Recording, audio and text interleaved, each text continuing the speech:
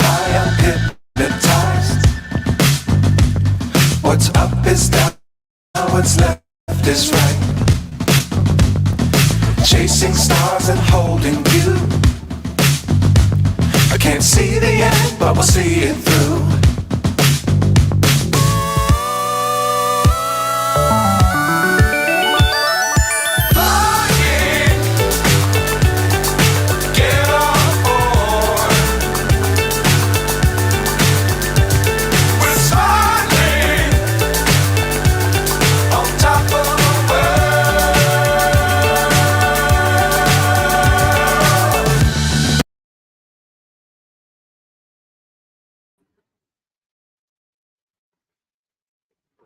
Hello, hello. Welcome, lovely people. It's so nice to have like so many people watching already. I was gonna say hello, some people in chat. Hello, Lucy, welcome. And hello, Jennifer, welcome. And Jo, hey. I think she's going to be joining us in a bit. And fabulous. So then whilst I'm just trying to find a photo that I want to do some slides to be able to show everyone. Let me join on a couple of people who are backstage. Maybe I'll give you a couple of minutes. But we have Mark. Hey, Mark. Hello. How are you? Great. How are you? How's everything going? And I'm good, thank Hi. you. Yeah. Wow. And Maya. Hey, Maya. Hey. I hope you're well as well. Hey. I'm well. I have to turn it. No, that's all right. We had that last time. How have you been, Mark? It's been a little while since we're seeing you. Yeah, I've been tired, Been but busy? and it's getting colder where I am, but otherwise good. Yeah, exactly. yourself? It's really feeling the cold here as well. Yeah, I can imagine in Yeah, England good. it's dreary. Busy. Yeah, exactly. That's the thing. It's not just cold, it's rainy. Yeah. But yeah, apart from that, really good. Busy. Had some like changes recently in my business, a partnership that's going to be ending. So just kind of had the mental thing of that sort of going through. But yeah, this week feeling good about things. I went on a really good hike on Sunday, and although we did get although we did get caught in the rain and had to do a rail replacement bus on the way home. Anyone that gets that pain. So yeah, the joys. But you know, apart from that, feeling very good. It's good. How about you, Maya? How's your week going? Hey, it's going like usual. No, nothing. No news. No news is good news. We used to say that. Yeah. Definitely. So I'm trying to find this other photo. There we go. To do. No, yeah, exactly. Indeed. No news is good news. Jennifer says, "Oh, little fluff ahead."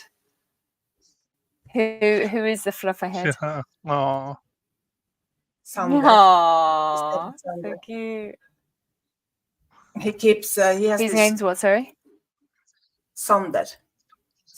Like in Bernie Sanders, but Sanders. Sanders. Not the S. Sander. Oh, okay. So, Sander. Yeah. Like Alexander, but keep up the Alex. Oh, yeah. He has this thing. He keeps licking his feet all the time, and so now I just had to pick him up, and I have to have him within reach. Or I have to put his socks on. Oh, yeah. bless. Right, sorry. I'm having about on my phone. Oh, Jennifer says she loves calling pets Flufferhead. I've never heard of that as a little nickname. This is a lot of fluff. Oh. Yeah. Aw. Oh, and I've just seen Joe's message. Yes, Joe, I want to see your workshop. That'd be so cool. People can join from wherever. And Lucy said that she is planning to paint along while she watches. And Jennifer is going to have her dinner. Yummy, yummy. What are you going to have? I love, Lucy, love food, so I always like to hear what people are eating. I had a... Oh, what's that? What they were talking? I'm not even going to attempt. Tromsøværing, that's me because I'm from Tromsø. So, and she is Vesteråling. Yeah. That's what I thought. Right. Yeah. Lucy, what do you paint? What do you?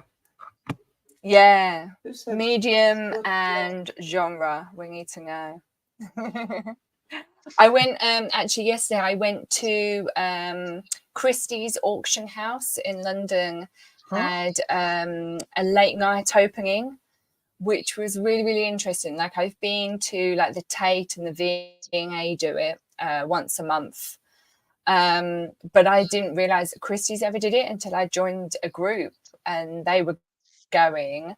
It was really, really fun. Wow. They had like all these sort of collections. They had a lot of Rembrandt and Leonardo da Vinci and things like that. Wow. And then sort of other kind of one-offs of ones that have been brought to auction, but then like the collectors like lent it to them for the opening last night, and it was really nice. There was someone, I joined a illustration class that was inspired by Leonardo da Vinci and how he would sketch.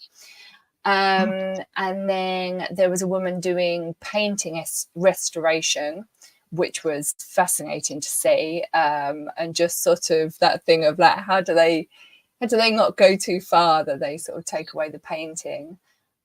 But I did hear her say that they have to use a slightly different type of paint or be slightly off in shading away. Not that you'll see it when you look with the eye, but so that you can see it, like when they use their sort of special UV torches and things like that, that you can see the difference. Because if you just made it so that it like you could never tell, then it would be as if it was you're like making a fake, which I didn't realize that was there was that sort of differentiation in it. So yeah, it's really interesting. Wow. Yeah, I really love that stuff. I'd love to like antiquing and all that kind of thing. Old anything old I love, especially from a particular time. But old art is also amazing. Like I know one of the lucky things about being in Europe is our art galleries are just filled with so many old paintings and sculptures and stuff just to be observed. Like right now in Budapest, actually at my favorite museum, which is the Museum of Fine Arts, they have a Renoir exhibit.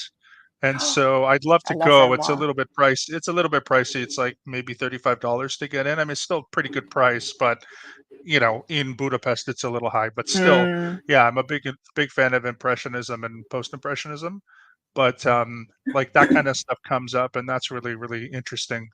I really like that. So at least there's some chance to observe some some beautiful artwork. Are you an artist? Do you yeah, exactly. Mark, do you paint or do something? I'm sorry? Mark, do you paint or do something? I A little bit. Sometimes when I'm bored, or sometimes that like I do have some stuff I can show, but it's nothing like I don't. It's just for a hobby. But what I like to do, and I've done this for many years, I can't draw and I can't really like sketch or do anything like that. Like I would love, for example, to be able to do landscapes, especially like in watercolor landscapes, but Yeah. I can't really draw stuff. So what I do is I've bought a bunch of rulers and like geometric shape rulers, squares, circles, triangles, and basically I just on a canvas I just draw geometric shapes and I just color them in. So it's like abstract art, but it's it's just random Hmm. shapes colored in. It's just I like doing it because it's just kills the time and it's actually kind of nice and whatever, but it's not like, I don't know. There's a big debate on whether or not abstract art is art, but I'd really like to do that the watercolor landscapes. That's my dream maybe one day. Like I'd like to take a class in it, which I haven't yet done in order to refine the skill. But yeah, but for now it's mainly just shapes and Mm. colors and random stuff like that. So that's kind of the thing that I do yeah, every once in a while. Landscape, you don't have to be a big drawer to do some landscape. Yeah, true. But it's I think it's the easiest thing. Yeah. As long as you get the perspective and yeah. I don't know. Yeah, and I like acrylics. I don't really like oil paintings. I've never kind of liked them. I know a lot of No. people like oil, but my favorite is watercolor and acrylic. Yeah, And me again, too. being a fan of the impressionist stuff, I like the brighter colors. So those kinds of things I sort of enjoy the most, but just me. Some people love oil. I've been hang on. I've been painting on this Oh, wow. Red Cross. How hard, Mhm. dude! I have to get it done, but this week. But the face, I can't paint faces. Faces are so hard. So They're my toughest. Yeah. so landscape is like, I don't know. But yeah, people is a bit, that's a tricky one for me. Mm. Yeah, no, I get the same. I find people really tricky. Especially the face, and because it's supposed to look like someone, you can't just paint a face or draw a face. It actually has to look like the Yeah. person. So yeah.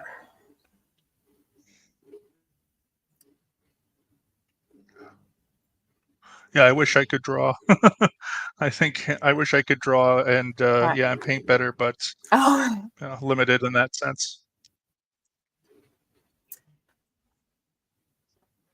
I guess it depends on how much you want to. yeah, no, I get that. How much you want to do it, because Yeah.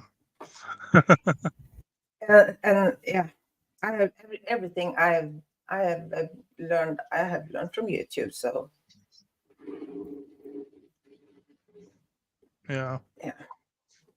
I just like going to yeah, I mean to art stores are always fun and just picking up new things every couple of My months. yeah. Yeah, new paper or stuff like that, anything that I can do. They're dangerous. It is, yeah. It And definitely is. the best, the cotton paper. It's so expensive, but it's so nice to paint on. It's Yeah. lovely. Yeah, it took me a while to figure out what was the best, and then obviously the more expensive the better, and the bigger and all that kind of thing. Like it can be a lot, but luckily here, cost of living is a lot lower, so I think things are cheaper than they would be in most parts of Western Europe. Still expensive, but probably at least a little bit cheaper. But it's still nice. Yeah, arts and craft stores are always fun. Yeah, Like, we don't have that money. Well, actually, one and a half, I would say. We have the art store, Yeah. but it's not much. I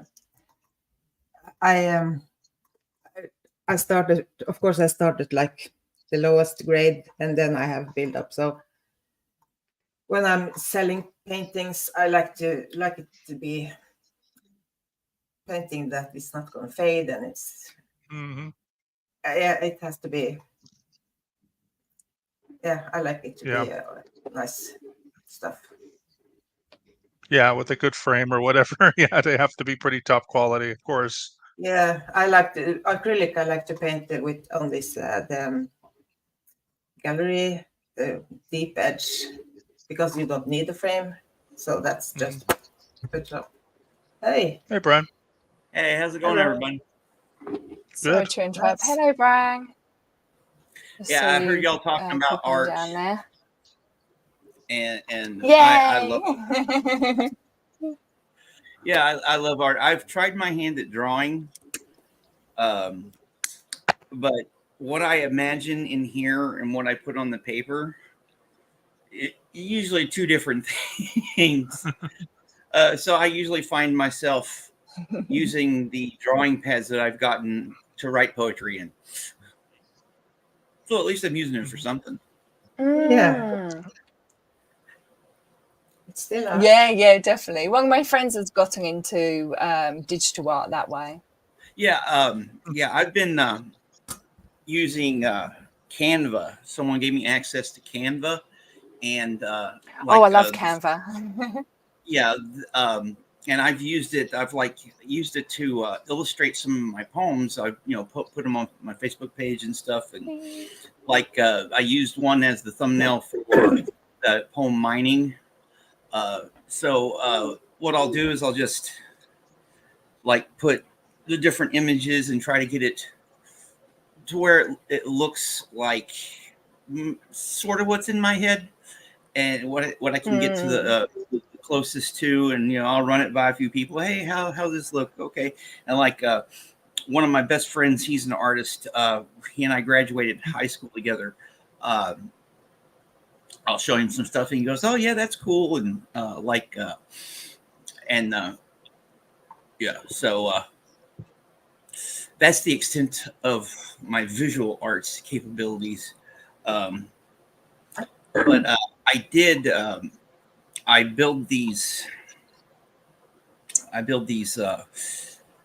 elevated gardens, right? And I built one for someone, and I put illustrations on it. And the way I did that was I found silhouettes, and I made the templates, the stencils, and would take a Sharpie and do the outline and everything, and was trying to go in with brushes and acrylic. And then I found paint pens. My artist friend was like, use these. Made it a heck of a lot easier to do. Yeah. But yeah, so What kind of paint pens? Actually, Is it acrylic? yeah, it's acrylic. Yeah, I've never tried to use oil painting in the limited stuff that I've done, and watercolor, no. So I gravitate towards using acrylics and when I do stuff like that, because they're easier to clean up. It's easier to manage, and for someone who could be ham-fisted with strokes and everything, you can do it, try again later. It seems to be easier to work with. So Canva, is that yeah, those images I sent to you. Yeah. Oh, okay. Yeah, I used yeah, it's AI. It uses AI. That's good. Yeah. Yeah, and it's it's I feel kind of hypocritical, because the book I wrote, the book of poetry, this thing here. If you haven't bought it, it's on Amazon. I wrote it as a response. I think I've got a link for that somewhere. I wrote it partially as a response to Aaron messing around with with AI, Chat GPT, back like in March. You know, I don't know who out there remembers that, but yeah, he's messing around with it. And you know, in the introduction to this, I talk all about it.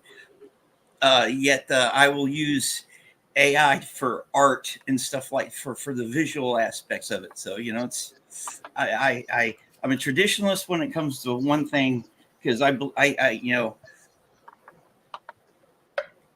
when it comes to AI using the written word, it has no soul, you know, and you know, and if you use it as a tool, because I've actually messed around with it, and it was just like, you know, oh well, you know, I tried to get it for writing prompts and like had it do examples of, okay, write a sonnet about this subject or do something about that subject, and it just didn't really click to me. It had no soul.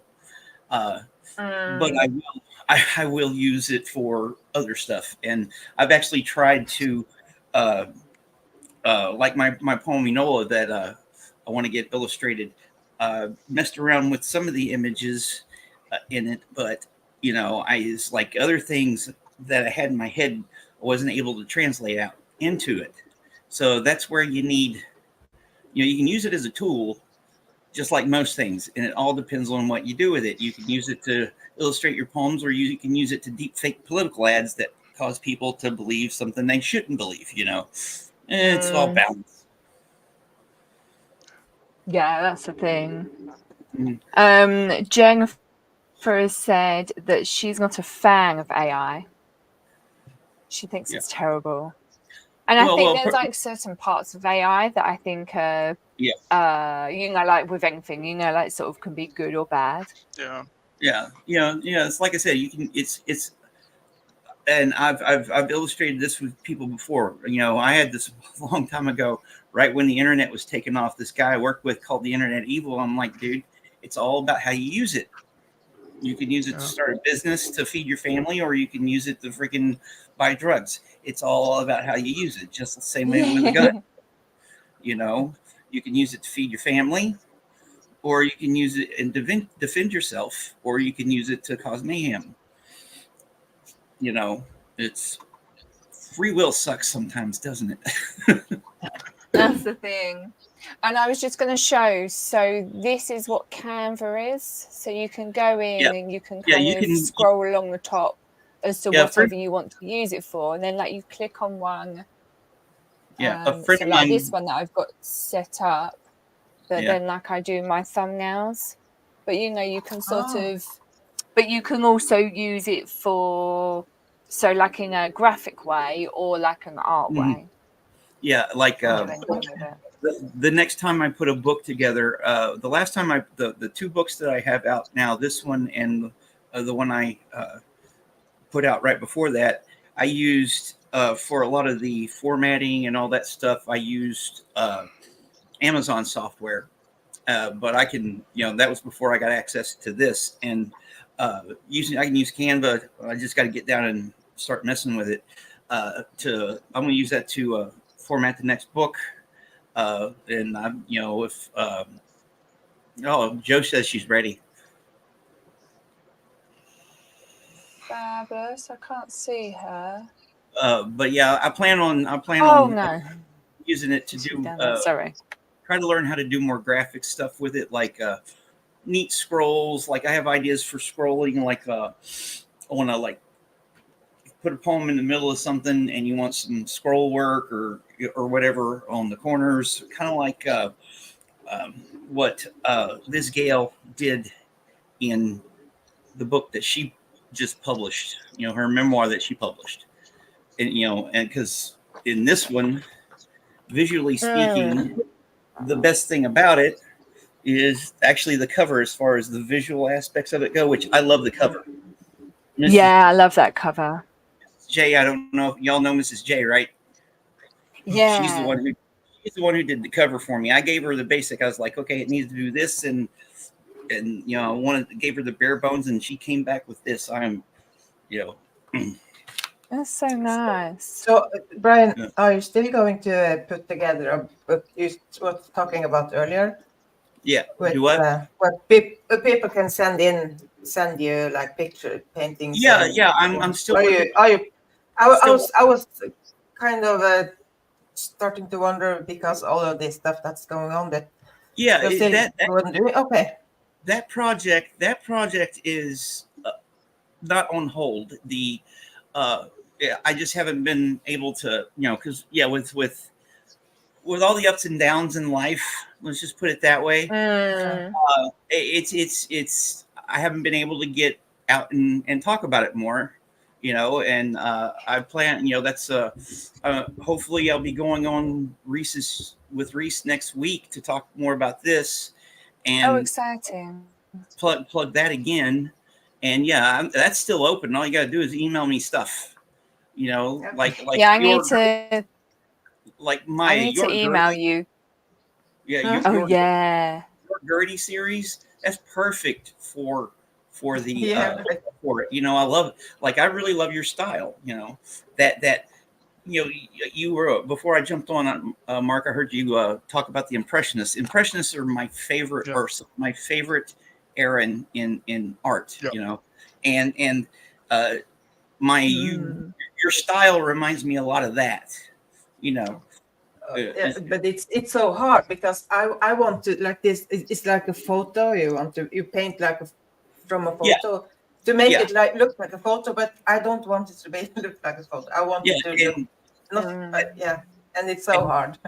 and like I grew up, watching cartoons like Hanna-Barbera cartoons, and the occasional comic book and the Sunday funnies and all that stuff. So I like that. I, I really like that.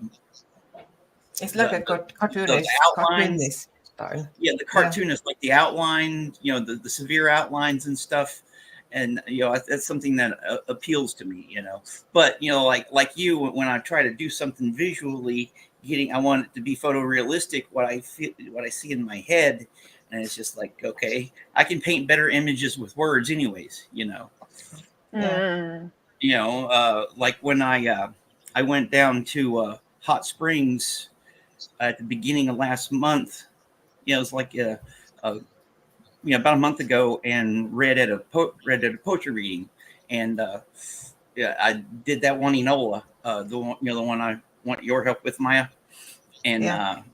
Look at that. it got Look it got a at really good response, and I was just look at painting. Joe. Oh Lord, Yeah. Yeah. Beautiful. Yes, amazing. do you use Oh, like wow. a compute? Is that freehand, or do you use like computer aided stuff to do that? We can't hear you either. Can't hear. Oh, yeah, you're muted. You can't hear us, Joe, or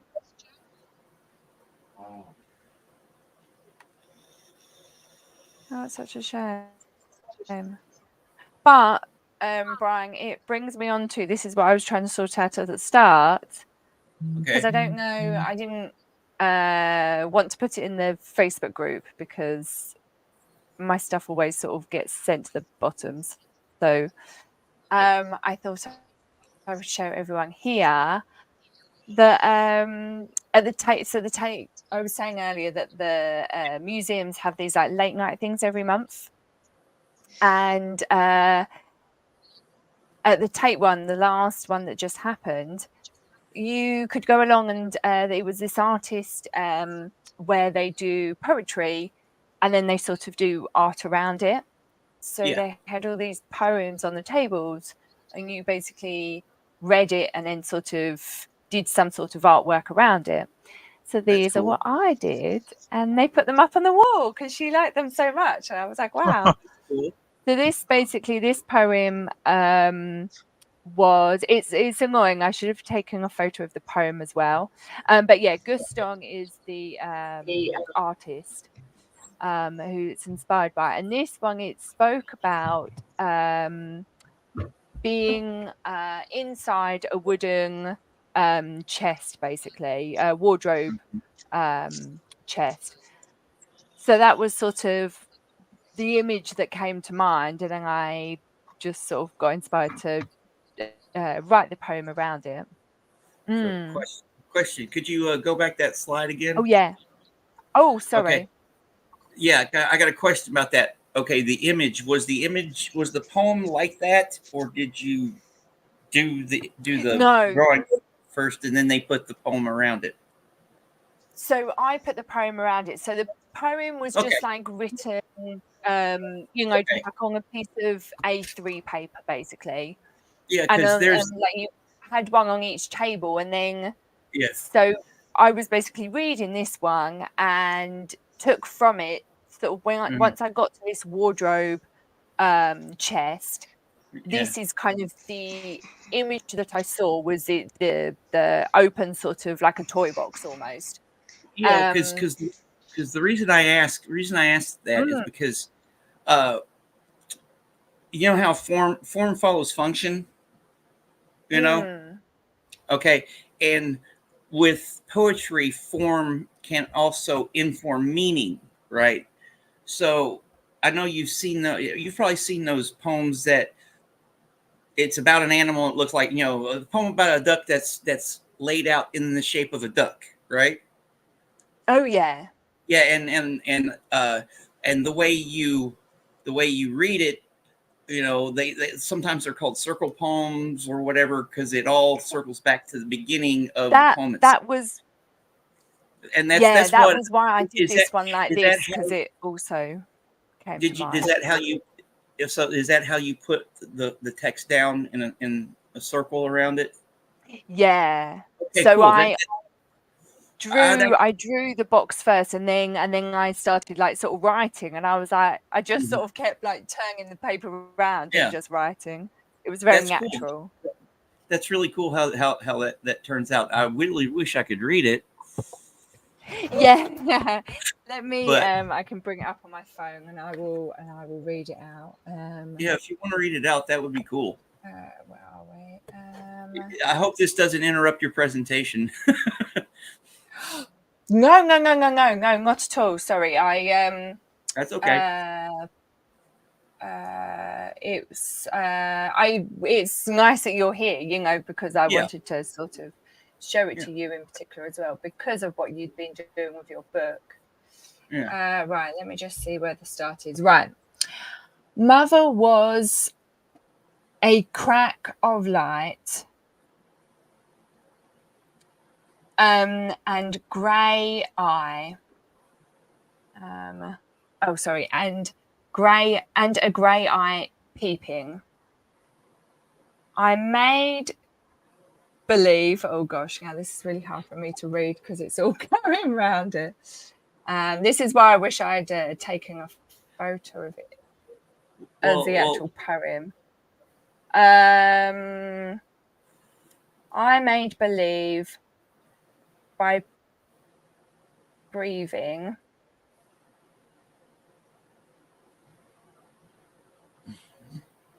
Have that I was sleeping.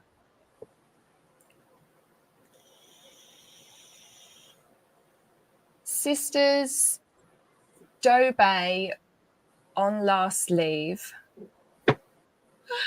I will say I had a drink by this time. I haven't had a drink tonight. Had robbed me of new hand. Downstairs at intervals, she played. I'm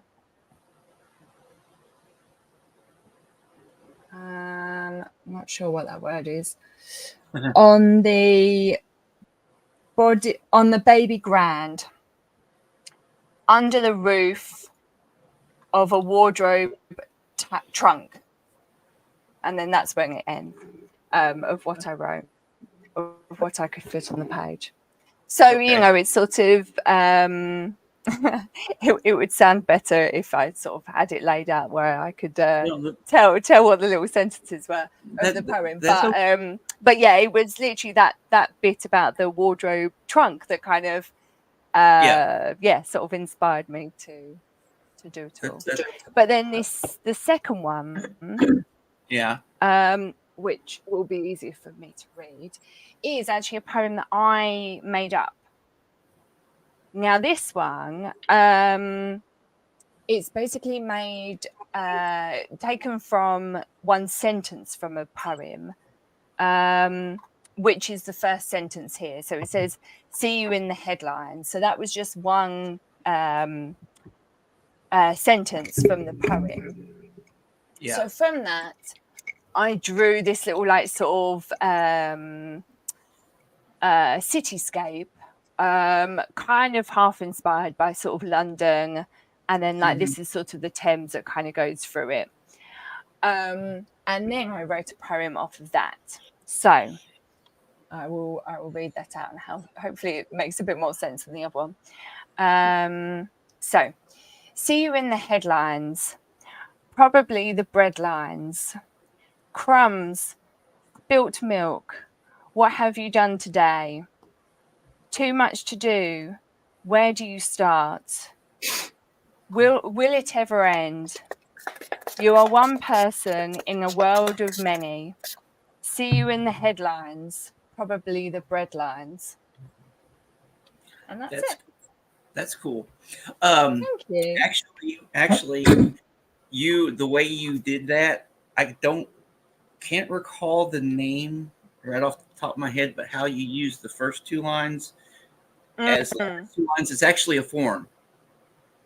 There's a form of poetry like that. Like I did something similar. Like I've got something I want to actually expand, and it's starts with the first two lines, and then I flipped them, and then the second line is the next to the last line, and the first line is the last line.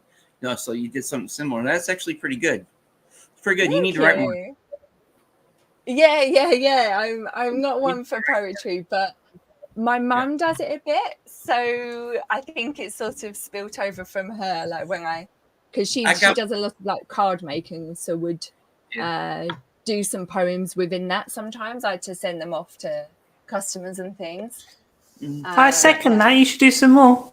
Yeah, I got mine from my grandmother. Thank you. As far as that goes, I know that one of my aunts, I know she writes, although I've never read any of her stuff.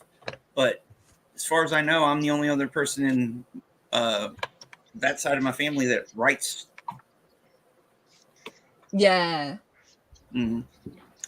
So, write more. Same with me doing like clothing. I'm the only one since sort of the 18th century apparently that has done anything in sort of textiles or clothing. So yeah, write more. You need to write more. Way back in your family. Yeah.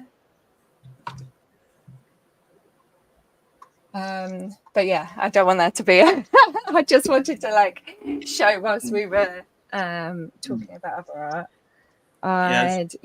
I'd gotten that stuff up particularly to talk about because I didn't have it for last week's stream that we did. But yeah. How are things going for the new book, Brian? Have you got a lot of entries? I've got a handful. I think with everything that's going on, that's like I said earlier, that's kind of been put on the back burner. So I need to continue reaching out to people. Like I said, after Reese, then I know Doug's been busy, but we're supposed to talk about the book. But you know how he is; he can get sidetracked and stuff. But I'll have to remind him about that. I have thoughts, but we won't go there. Do what?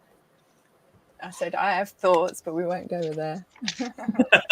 and just whoever, just a little bit at a time, But yeah, the as far as the submission period, it's indefinite right now because I've gotten mostly visual stuff, pictures and stuff like that, and then I've gotten one poem.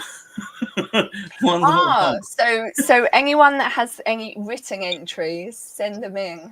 Yeah, essays, short stories, poetry, whatever. We are an artistic community. There's a lot of artistic people on this freaking live stream right here. Yeah. Joe, you Yeah. have to send in one of your instruments. Yeah, I I was can- going to say, what about Can song you do lyrics? sound? Song lyrics. I don't care. I don't care what it is. Song lyrics. Song lyrics is just poetry. How about a music Okay. sheet? Could you write some Or music? yeah, like That would be cool. Cynthia Simply Good. I'm going to print some of her pet recipes. She sent me Nice. recipes. You know, it's just That's so anything cool. that's creative. You know, you want to write an essay on a subject. The only criteria is you got to be a watcher. Yeah. That's it.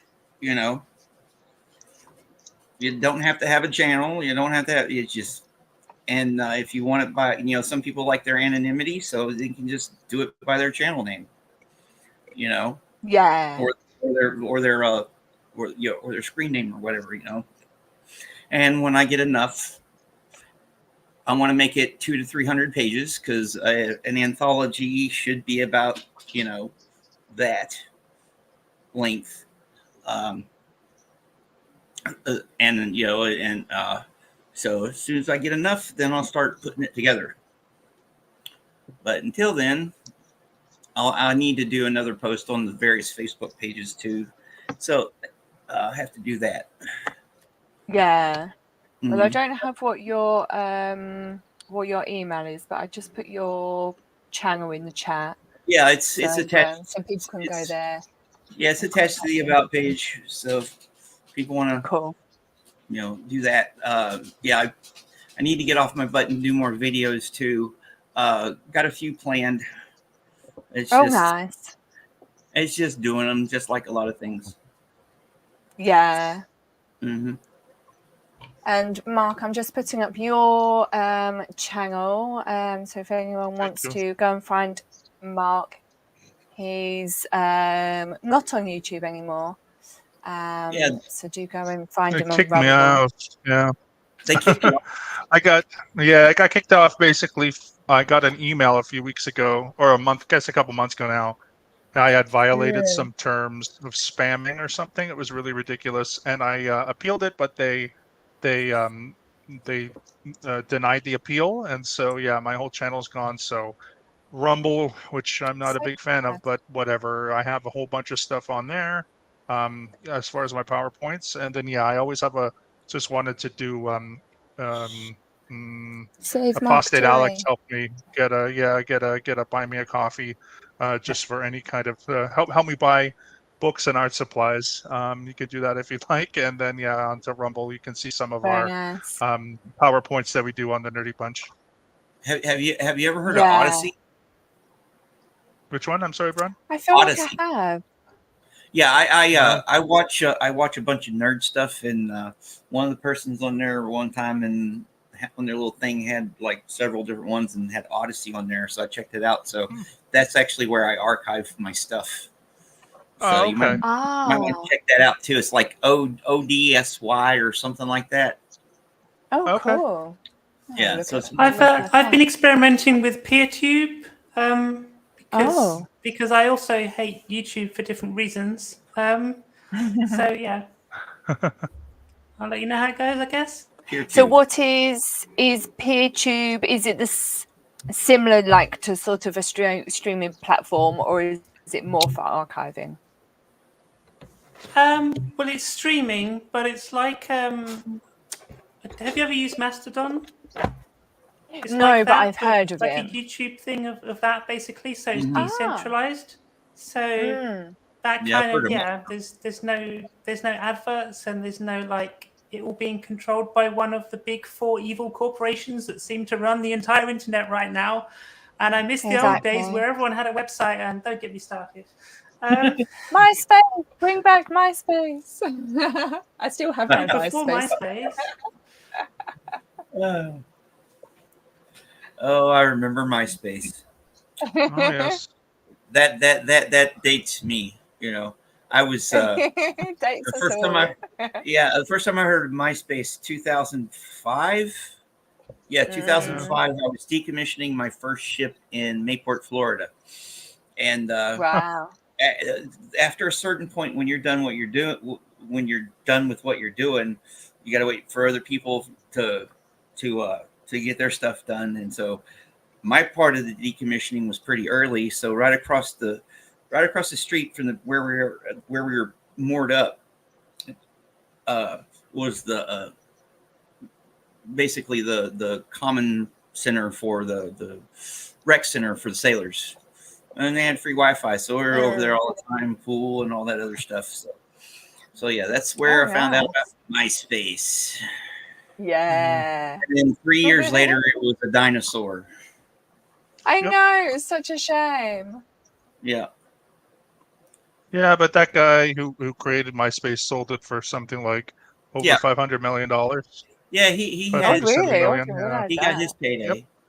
Nice. Yeah, he sold it. I think he sold it to Facebook or Google. I can't remember. He sold it to one of them, one of the big companies.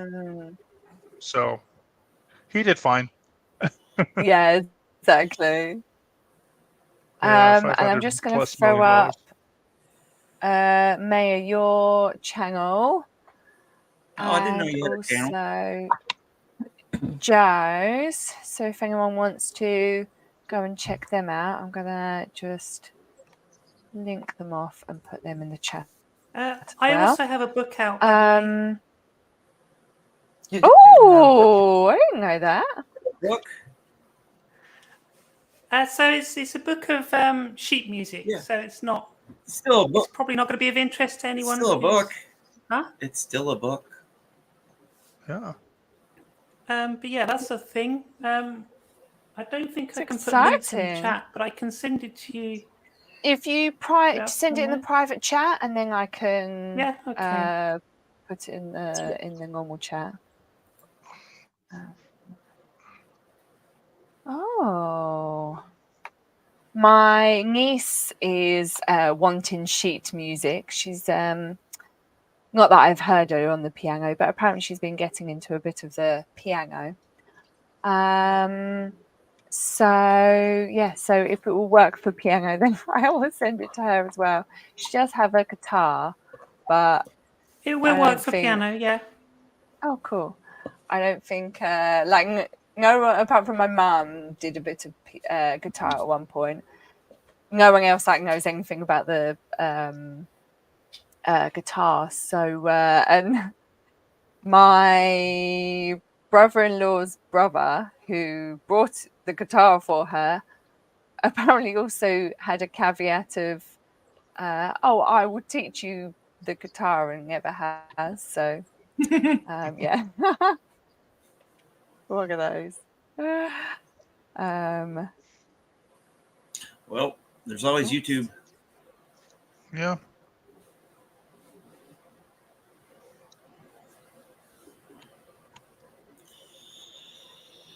Sorry, as long as YouTube. Yeah, there's always YouTube. Oh, there's always yes, exactly. Yeah, well, she's 8,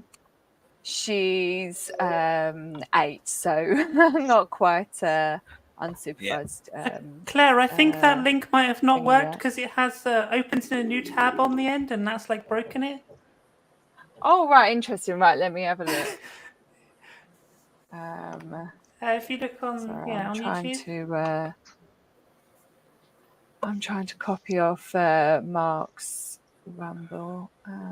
Oh, it's in the private chat. Yeah, that's where I took it from. Okay. Oh, let me maybe. Oh, let me. Oh, weird. Yeah. Oh, $7. Cool.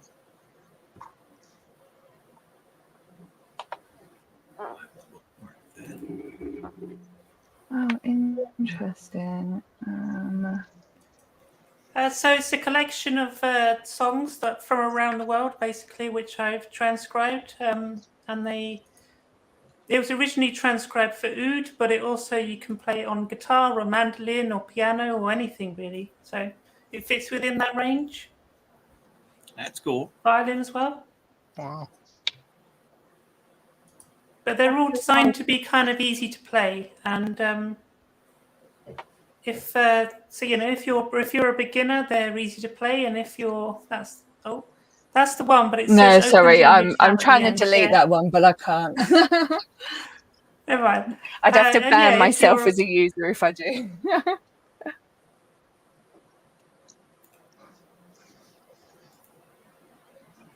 Sorry, go ahead. I was just saying, it's this if you're a beginner, then it should be easy to play, and if you're more advanced, then you can kind of use it as a basis for like improvisation and stuff. And yeah, Oh, very good. And whilst we are talking about everyone's channels, if you're watching, please like this stream. And please go and subscribe to everyone who you enjoy. Yeah. And you can buy me a cup of tea through Buy Me a Coffee. And you can also pay to fund me to get a StreamYard without my little ducky at the end. But otherwise, he's fine there. And you can also... buy a sewing lesson forward if you would like to help people who can't otherwise afford it. I am in talks with a few different charities at the moment that are helping, in particular women who are on the poverty line, basically. It's all just about giving skills back. And Jennifer says, I love Claire's idea of paying forward a sewing lesson. Thank you so much. I really appreciate that. I get a bit weird, like sort of about saying it so much, but I like to put it out there. Now I just wanted to go back because I had some starred comments that I thought were quite interesting. Lucy's talking about she's drawing Zentangles on top of a watercolor layer, and she says that they are an advanced type of doodle. So it kind of made me think of what you were talking about earlier, Mark, with your kind of shapes and things. I thought that was quite interesting. I just got mine. I just got mine. If you guys want to see it later, it's fine. I got my books just in case you want to see it later. But yeah, go on. Yeah. Oh yeah. Because it reminds me of something that I've seen people do kind of recently to old paintings, and sort of like not like old master paintings, like sort of famous ones, but just sort of like ones that you kind of maybe pick up in a charity shop. Is that they get them and then we'll kind of paint over the top in a more modern way. So that kind of reminds me of that in a way. Jennifer, I hope that your tomato tuna shepherd's pie, which sounds really random. Do you just mean it's a fish pie? Because you wouldn't have tuna in a shepherd's pie. Just saying. That sounds sacrilege to the Brits. I'm just like, is it like a friend's like sort of trifle? It's like putting milk in your tea. That's sacrilege. That sounds like something I'd make if I had the munchies. Yeah. How much you been smoking? yeah. It's something you get stoned and think of, okay, I got this, and I got this, and I get this. I wonder what they taste like together. Yeah, I've done that on more than once. She puts milk in her tea. Now that's fine. You can put milk in your tea. I apologize. Putting milk in your fruit tea, that would be against everything British. That would be too much for our neighbors. Yeah. Yorkshire tea. I prefer Yorkshire pudding, which is not pudding. Yeah, exactly. It's bread.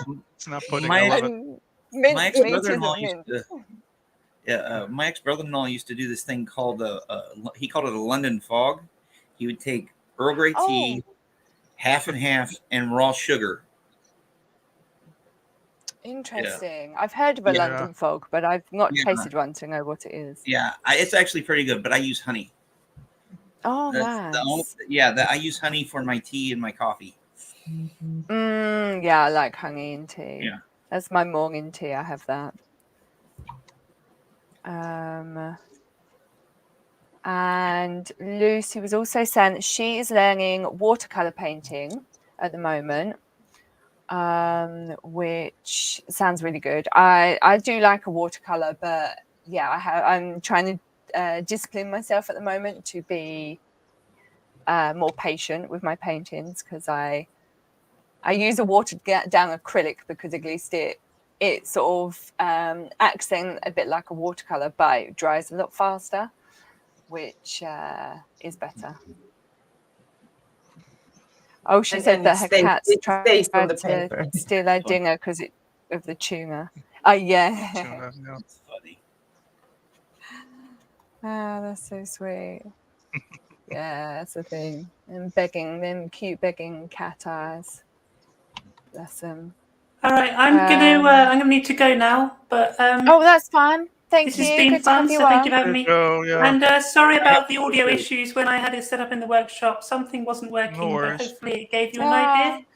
But it looks No problem. Yeah, it was fun wonderful. to see. It was, yeah. You need to do Cool. some. I'm glad you liked it. I'm glad you saw some of it at least, even if you didn't hear anything. Yeah. Yeah, All right, take yeah, care. no, it was Good fun. night, everyone, or good morning, wherever Good you are in the night. world. Right. Yeah. And I have to go too. I have to go run an errand, and then I had to get back before dark because I have no headlights on my car. Oh gosh, yeah. Yeah, Drive safe.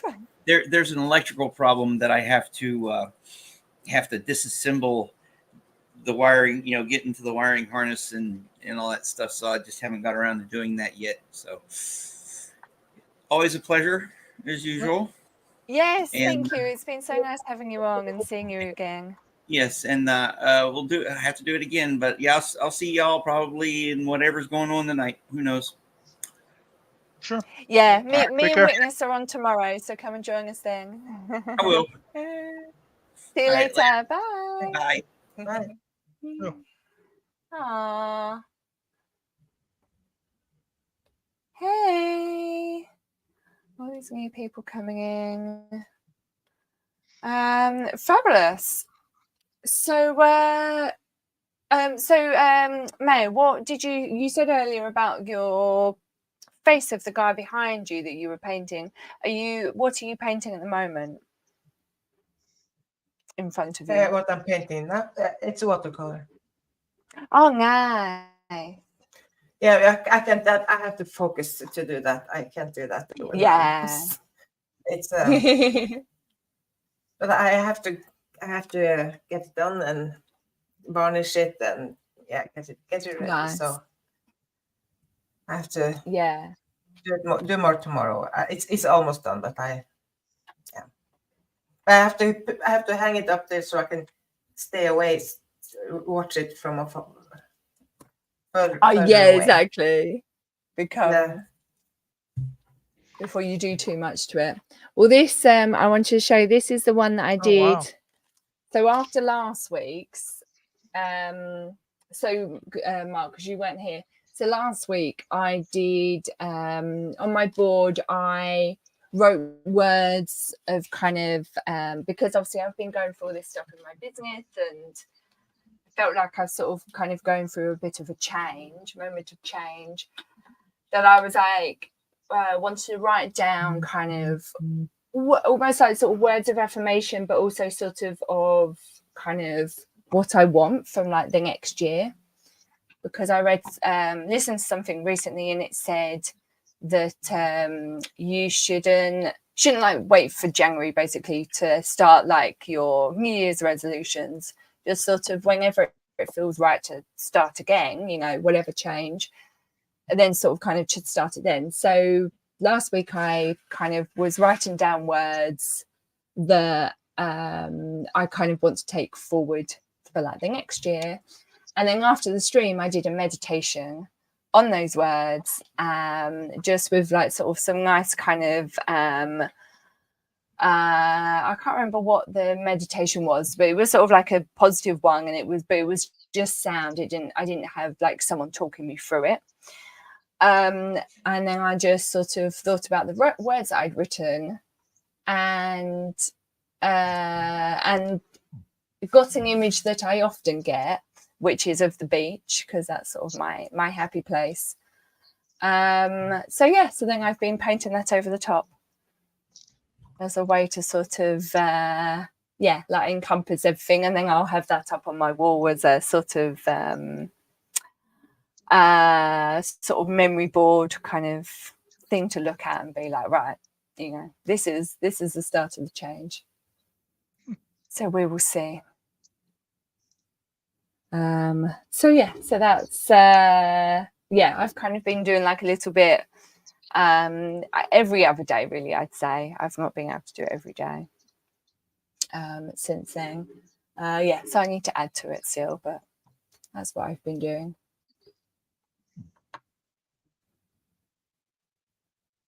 Yes, painting can be like meditation. Oh yes. That's like my relaxed after a day of work, because I'm obviously I get everyone come to my classes be like, oh, you know, so and so sort of relaxing and calming, and I'm just like, you know, for me it's like kind of the opposite, because I never get time to really do it for myself. Whereas so painting is that for me. I see Jennifer asks if we like coloring books. They're relaxing. Oh, yeah. Yeah, I is that thought one coloring that books are she's kind of just- nice. Yeah. I think they're great. They are great. And I also let's see. I do these blobs. Have you heard about doing blobs? It's a kind of Blobs, as in like blobs of paint, or? Yeah, you just put the watercolor blobs, like, and then random stuff, random faces, like in like and then when they dry, you look at it and you see what they look like, and you just draw with a pen. Wow. Oh, And that's really fun, and you can find the crazy, and you turn it around and you look, and Oh, interesting. I like that. oh. My friend got me doing that. I think it was that once, but it was like very sort of specific. Like we had to make them into cats, and I don't know. There was just something about it, like being sort of. I think if I go to it with like just draw whatever, I'd maybe get on with it better. They look like bears. Oh, weird. Wow. They're so cool. Those are really nice. Oh. And so you just watch the blobs and you just see what they look like, and you just draw. And it doesn't matter how it looks. It's I think it's really fun. Oh, I might have to do some of that.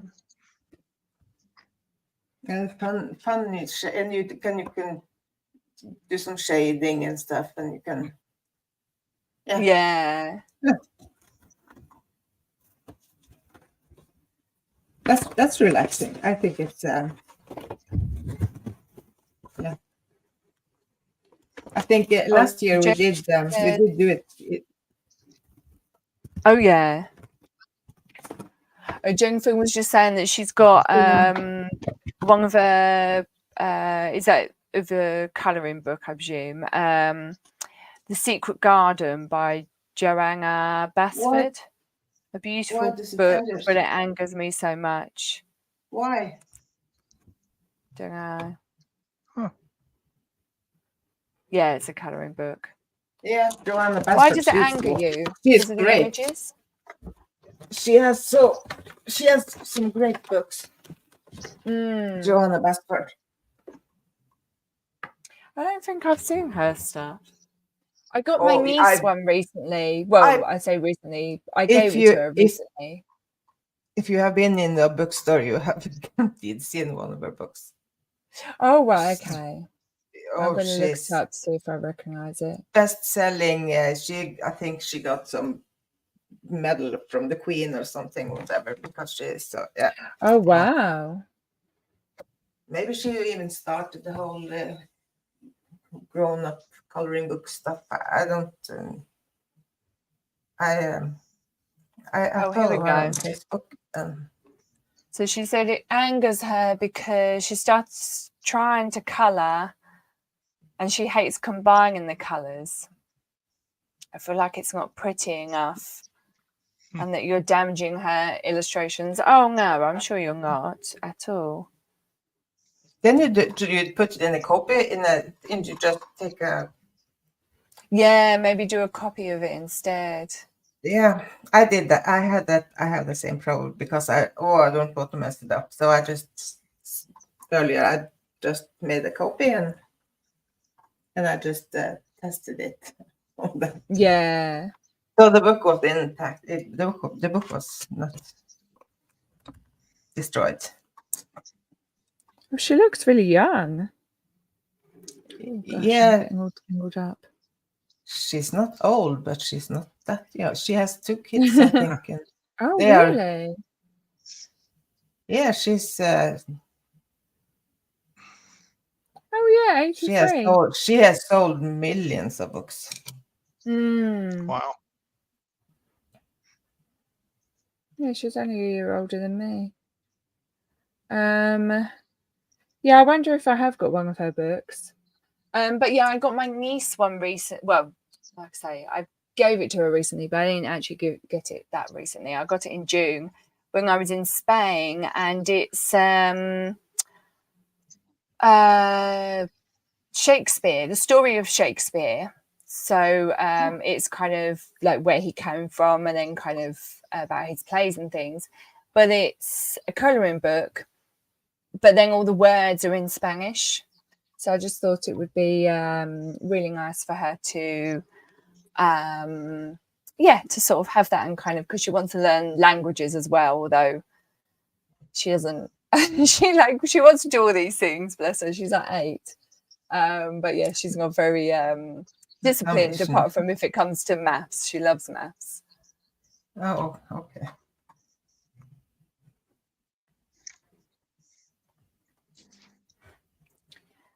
See you later. People are going to bed already.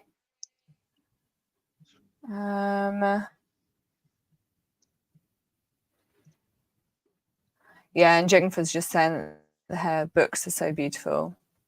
Yes, they looked it from the images that I think I do have one around somewhere, but I don't think it's hers. I think they are more for grown-ups because it's so tight. It's not big shapes. It's a lot of small shapes. Exactly. With the leaves Yeah. and stuff. It's so. But to learn how to color with color pencils, and that's it. They look looks great, amazing when you like layer upon layer and building up, and it's a way to learn how to use color pencils, I guess.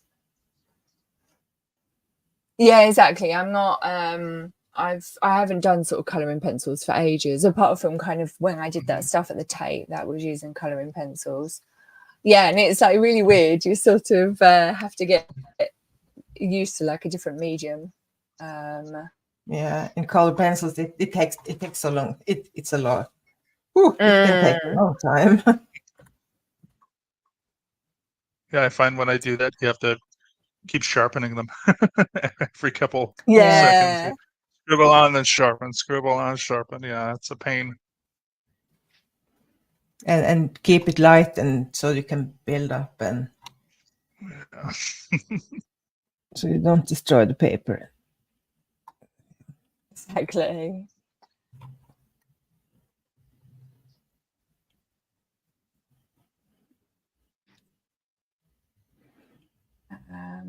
So nice. Yeah, no, that's cool. Mark, did you want to show your books that you have? I can show. I have a lot, so I won't show everything, obviously, because it'll be forever. But yeah, I just like to, because again, I really would like to draw, but I don't know how to draw. And so I have friends that sketch, so they love sketching, and that's kind of a thing that I don't know how to do. But I guess like now 10 plus years ago, I was at a craft store with a friend, like a big arts and crafts store with a friend, and I just saw a bunch of rulers, but of course in triangular rulers, or like basically like a geometry set that you would get for math or for school. And then I just sort of thought, okay, what could I do with that? And I just sort of started making shapes. So I sort of do stuff like this, like it's basically just kind Yeah. of randomized kind of squares, Yeah. and things like this, where it's not, there's some lines and things like this, but mostly it's just random, and it's random colors. So I don't have a plan when I go and I sit down. I just start drawing lines and I start drawing whatever. And then I try not to use the same color more than once or twice if I can. So it's a lot of just random stuff. And then like this is another one, more specifically like protractors. So Oh. just again random. A lot of this is in markers. So the thing I find about markers, because I want to switch to paint, is that the markers, they dry out very quickly. But this is the type of stuff that I like. And so I just do that. Yeah, Like I yeah, just take shapes and lines. Another one I like doing are like straight lines with straight rulers, where again everything is kind of random. I just sort of sit down and yeah, it is abstract art, and it's just sort of what I can do now, and it's all kind of again randomized and things that just come to mind. It looks almost Another one too. Picasso-esque. Yeah, I mean, it's a little bit. It's not supposed to be. My dad was an artist actually, and my dad used to actually do surrealist, Picasso-inspired Cubist and surrealist stuff. But he also did like I mean, everyone starts off, when you're starting off with art, they start off doing like, what's it called, like fruit and whatever. So I have all my dad's at home. I'll have my dad's fruit and bowls type stuff. Oh yeah. But then he went into do that kind of thing. But this kind of stuff, just random. This one reminds me of like a 90s thing, like a painting on the Fresh Prince of Bel-Air or something. I don't know. I just thought that was funny. And then again, just like random triangles. I think they look. And then circles. So it's all just random. It's all just geometric, colored in. I'm going to switch to paint, as I said. Just kind of like that. Like, I'll see. I have a little bit of a bigger book. I'll see if there's anything here that is interesting. But that's what I do. I don't know. I'd like that as a cloth. I want a dress made out of that. Yeah, why not? There you go.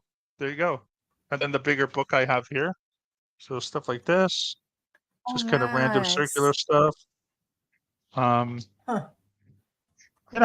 like that. Let's see if there's another one. Sometimes I did this is the colored pencils. This one, I don't know. I don't really like colored pencils too much. I prefer the color's interesting, but I prefer the thickness of either paint or a marker, where you can, like, they actually fill in. And that's, when the shapes are so big, color pencils takes so long. Yeah, and then that's kind of the last one, because my markers that's the problem with markers, of course, is they fade. So this was the last one I was able to do before my markers fade. So that's why I want to switch to painting, because I buy really good, like, professional style markers, but I find maybe after 5 or 6 times, because I'm doing a lot of large paint, like a large sketching or whatever, a large filling in of these large things, maybe after 5 times they start to dry out. Wow. And so I can spend a lot of money, and then it's only a few times I get it. So my next investment is to get sort of a starter acrylic kit, where I get maybe, I don't know, 10 colors in a kit. So sort of a random thing, and then maybe some paintbrushes.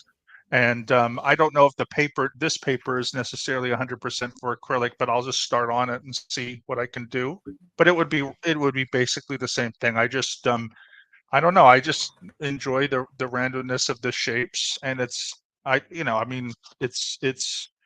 for me. It's more the shapes and the colors. I think I like because I don't usually have Mm. a plan. I just and then buy more rulers that kind of have different angles and different shapes, and I have all kinds of really interesting triangles and stuff, but I want to get more shapes as well, more squares and more like hexagons and all that kind of thing, so I can do more Nice. tracing and then start to do other kind of random stuff. But that's kind of my thing, it's just it's where I'm sort of starting on, and then I'd like to expand again more into to do other things after that. But so far, I've been doing this again for maybe 10, 12 years, off and on, like I really do. Nice. I spent the last, like, I don't know how many months doing these, and then I haven't done anything for a few months, and then I'll go again and spend a lot of time, and then I'll, go on to something else, and then I'll come back. So that's kind of Mm.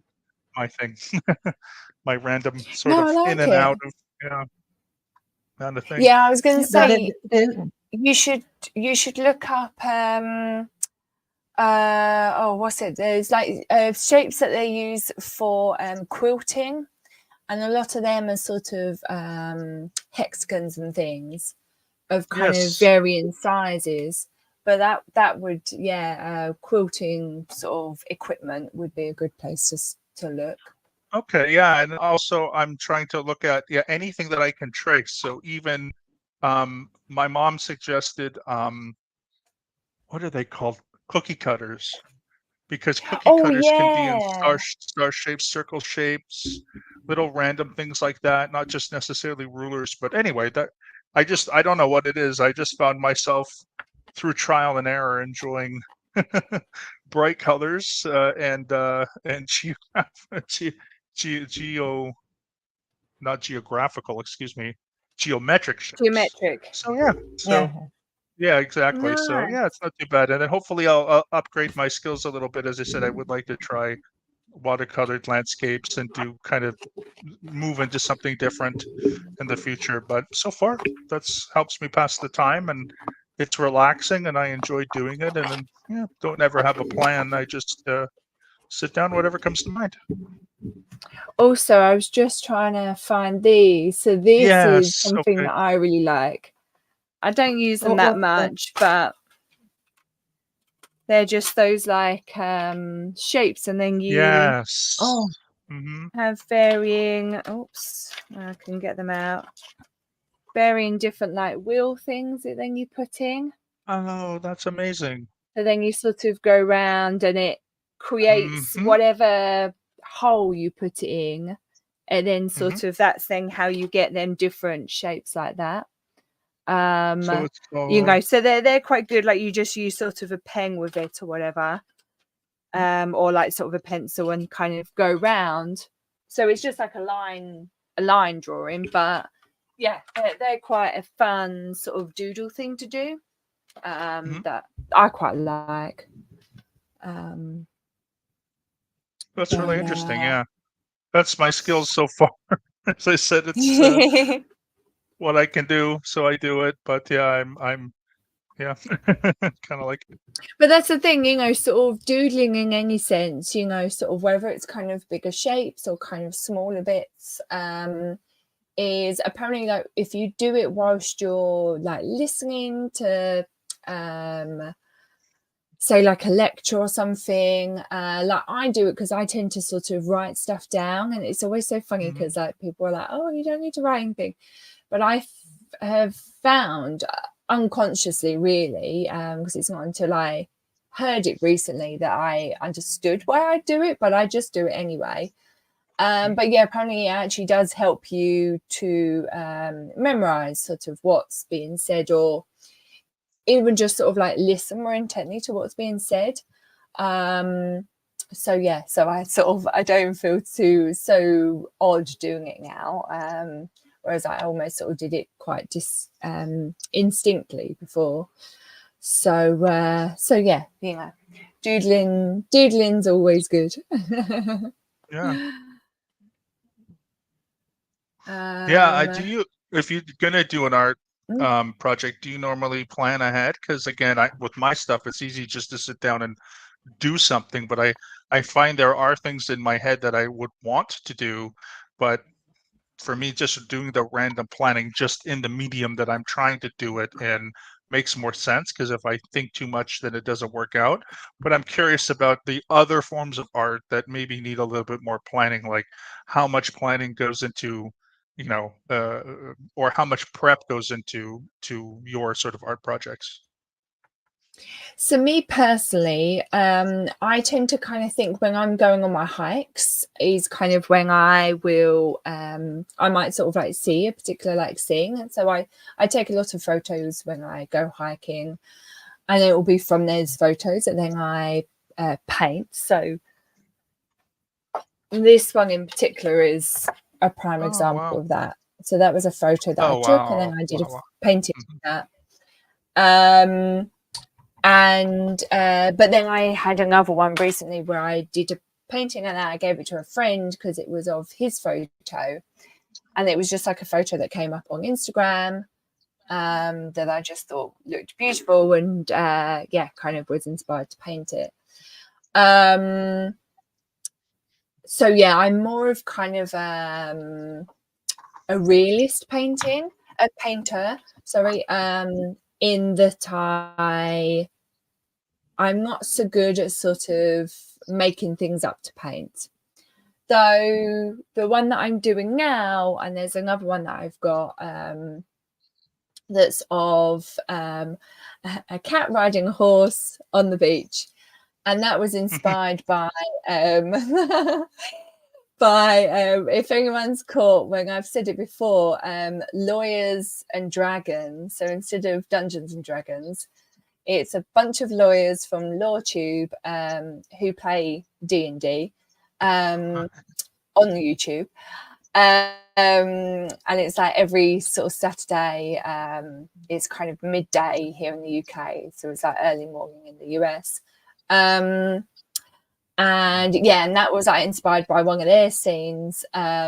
Whereas like now they kind of do it and they have a lot of like AI, which I find harder because it's almost sort of like, because obviously like you're just like hearing how they describe things, that it sort of then conjures up these images, which I find is like a very rare thing for me.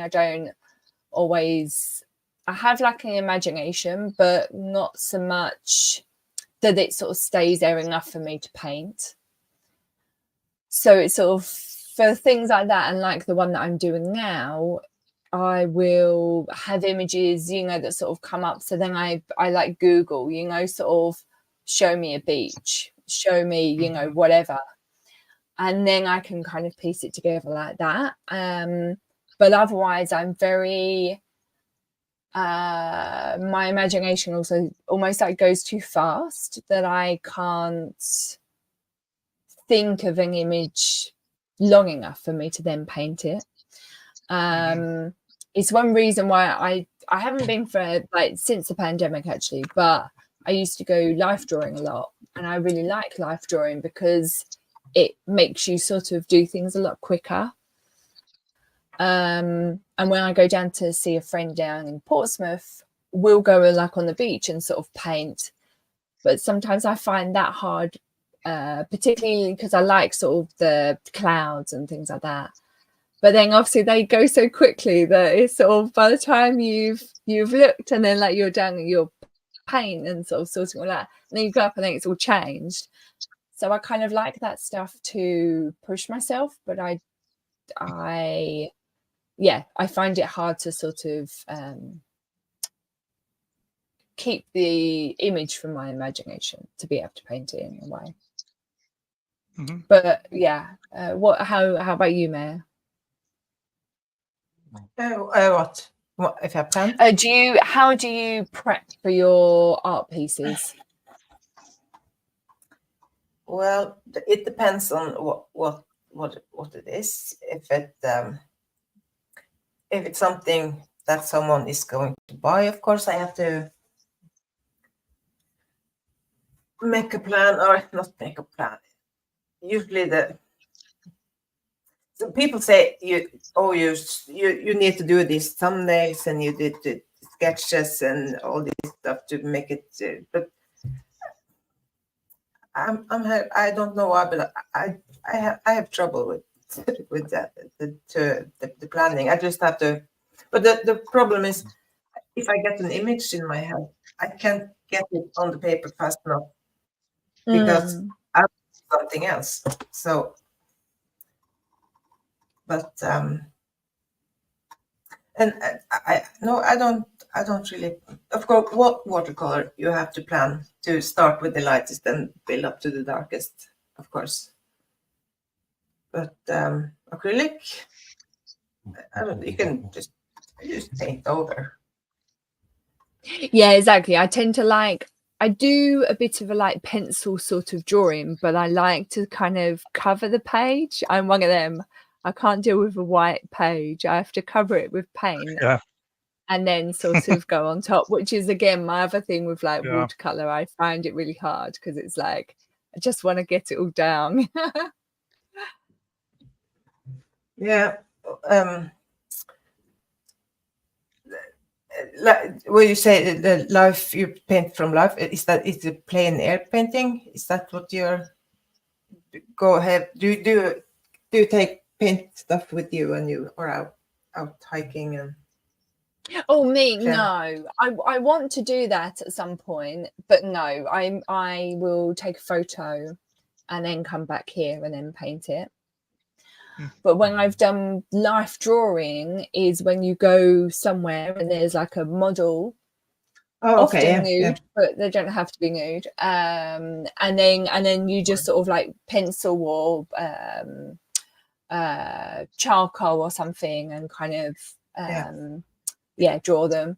And sort of in particular, like the one places that I really like going to, it's a really intimate kind of like someone's living room, but I like it because at the end, like we'll all sort of like, if you want to show your work, then you can, and people will sort of discuss it, but it's not like there's someone coming around being like, oh, you should do that like that or do that like that. You can kind of develop like your own style. So I sort of sometimes, I can kind of do those ones where people just do like a line sort of drawing, like there's no, you don't take like your pencil off the paper kind of thing. Other times it will be a bit more sort of Picasso-esque, and other times it will be more sort of realist. But I quite like sort of seeing, like I like sort of Hockney. And how he sort of, because he does that thing like where you sort of squint and then like you see sort of the colors. So I almost do that with shapes of people and things as well. So I'll kind of sort of pick out shapes and kind of draw them rather than thinking, oh, it's a person, I've got to draw a person. I'll sort of break it down into the shapes. But yeah, it sort of depends. Like every time I go, I sort of change my style, really. I had a question too. Oh, go ahead, Maya. No, I was just going to say if you want to do landscape and the best thing is to just not think about the whole landscape, but start to paint trees, start to paint rocks, start to paint one thing instead of a whole landscape. Practice trees and practice different stuff. Yeah, Sky. that's good. Yeah, I was just curious, when you use watercolors, what I find, and again, this could just be a paper thing, but I always find that the paper kind of itself kind of like, I don't know, weakens or whatever. It's so weird. Like, how do you prevent that? Because I know that's the one thing that I don't like about watercolors. Yeah, like the way it sort of rolls, it kind of, when it gets too wet, it almost sort of goes, yeah, I know what you mean. Yeah. Well, Can you prevent that? What paper Well, do you again, use? if it's, I'm sure that there's specialized paper. I probably just haven't ever used it, right? So that's the probably that's the issue. But is that what it is? It's like you have to use a special kind of watercolor paper? Yeah. Yeah. Yeah, so I don't okay, know if yeah, you can see on this sort of the yeah, texture. I don't think it really comes up very well, but like sort of where it kind of rolls yeah, round, just putting it between like some really heavy books once it's okay, dry is really good. But then when you're sort of like when you notice that the paper's kind of doing that sort of rolly, it's sort of almost shredding away, that's when like I stop kind of working at it, because I realize I've probably put a bit too much water. You just want to like, I personally like let it to dry, and then we'll sort of go over it. What paper do you use, Claire? This is a handmade watercolor paper. Okay. From cotton? It is, yeah. It's actually called Cardi paper. Yeah, no, it just says Cardi paper on it. But yeah, I got a nice sort of book of it. Okay. Yeah.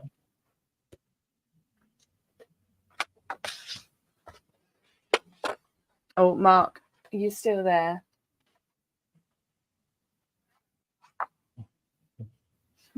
Do you use a particular thickness of paper?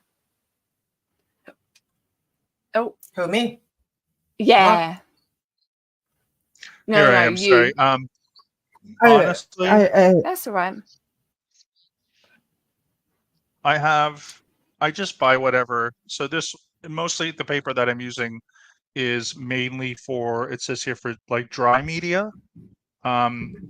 So this pad is just acid free, and then because I haven't tried painting yet, and then this one is also suitable pencils, pastels, charcoal, and others, markers and pens as well. This one's kind of okay. It's not too bad, but once I do the painting, then I'll buy paper for acrylic paper, and then that, I might try one or two on these, like just in case, because I have a lot of them and I'd like to use them.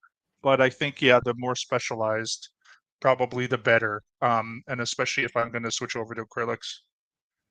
I was going to say, just don't water down the paint too much, and that should be okay. Yeah. Yeah. But yeah, paper, definitely if you have a lot of water, then you want more of a watercolor based paper. Yeah.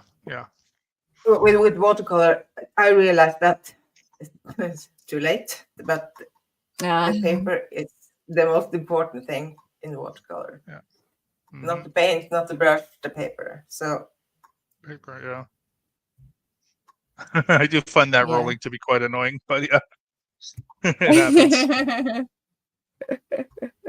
and if you tape it down on the board, if you take down the paper on the board, you keep it there until it's completely dry, before you remove the tape.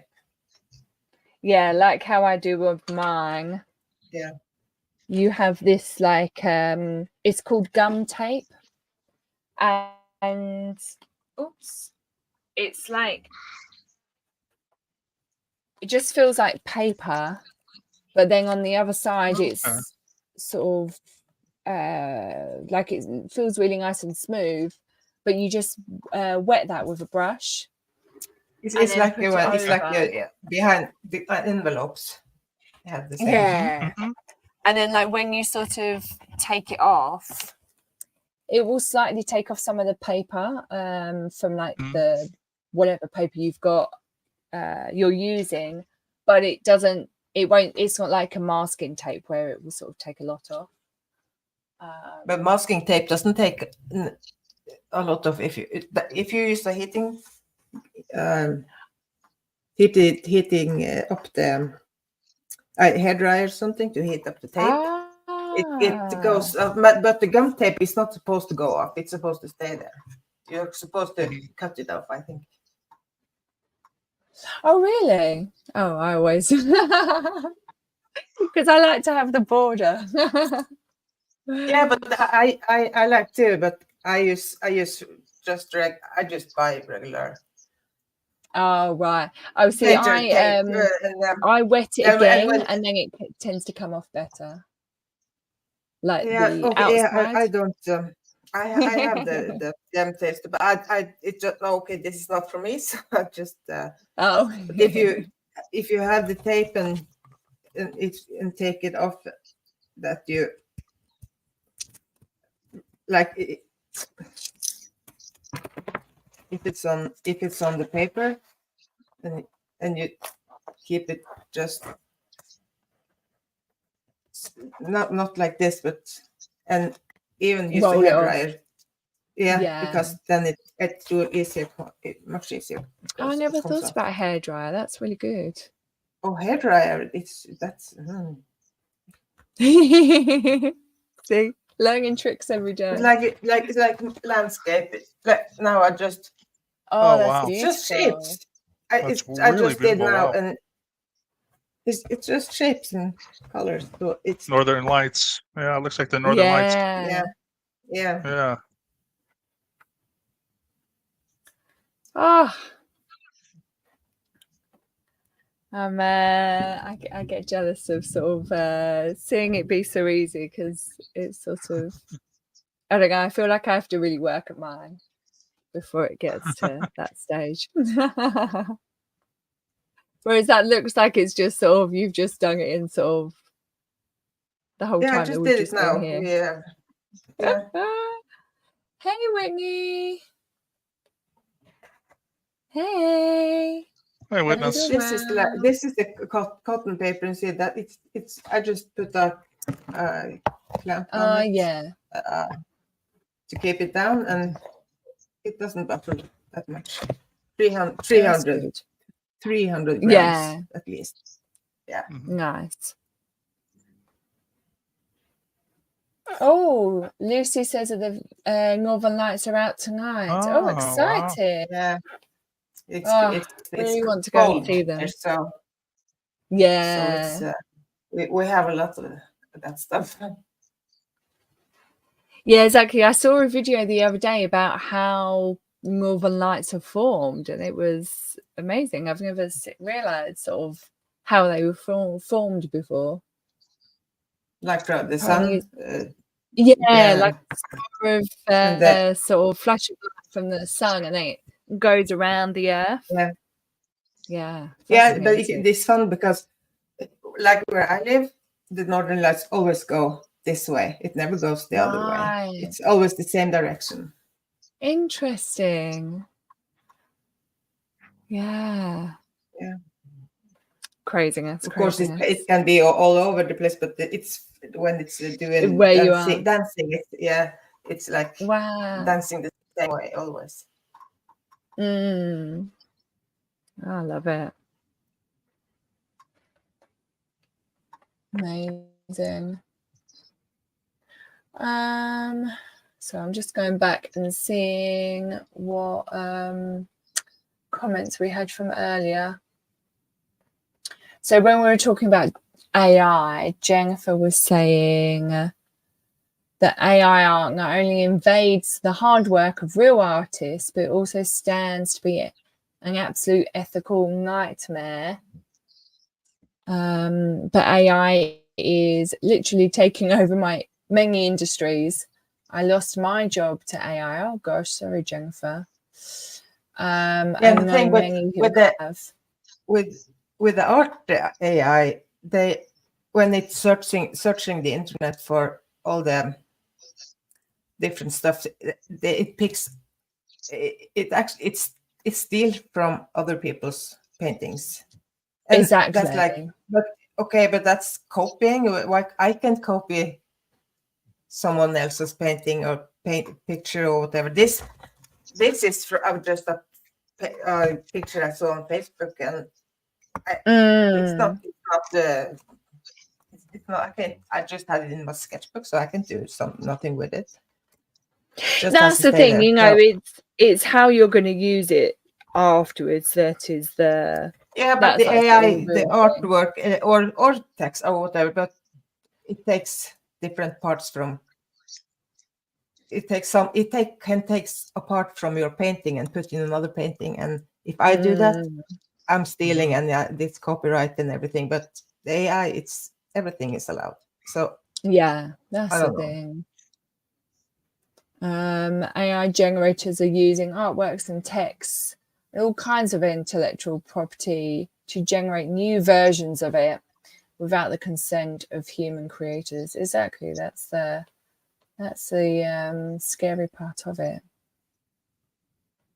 Yeah.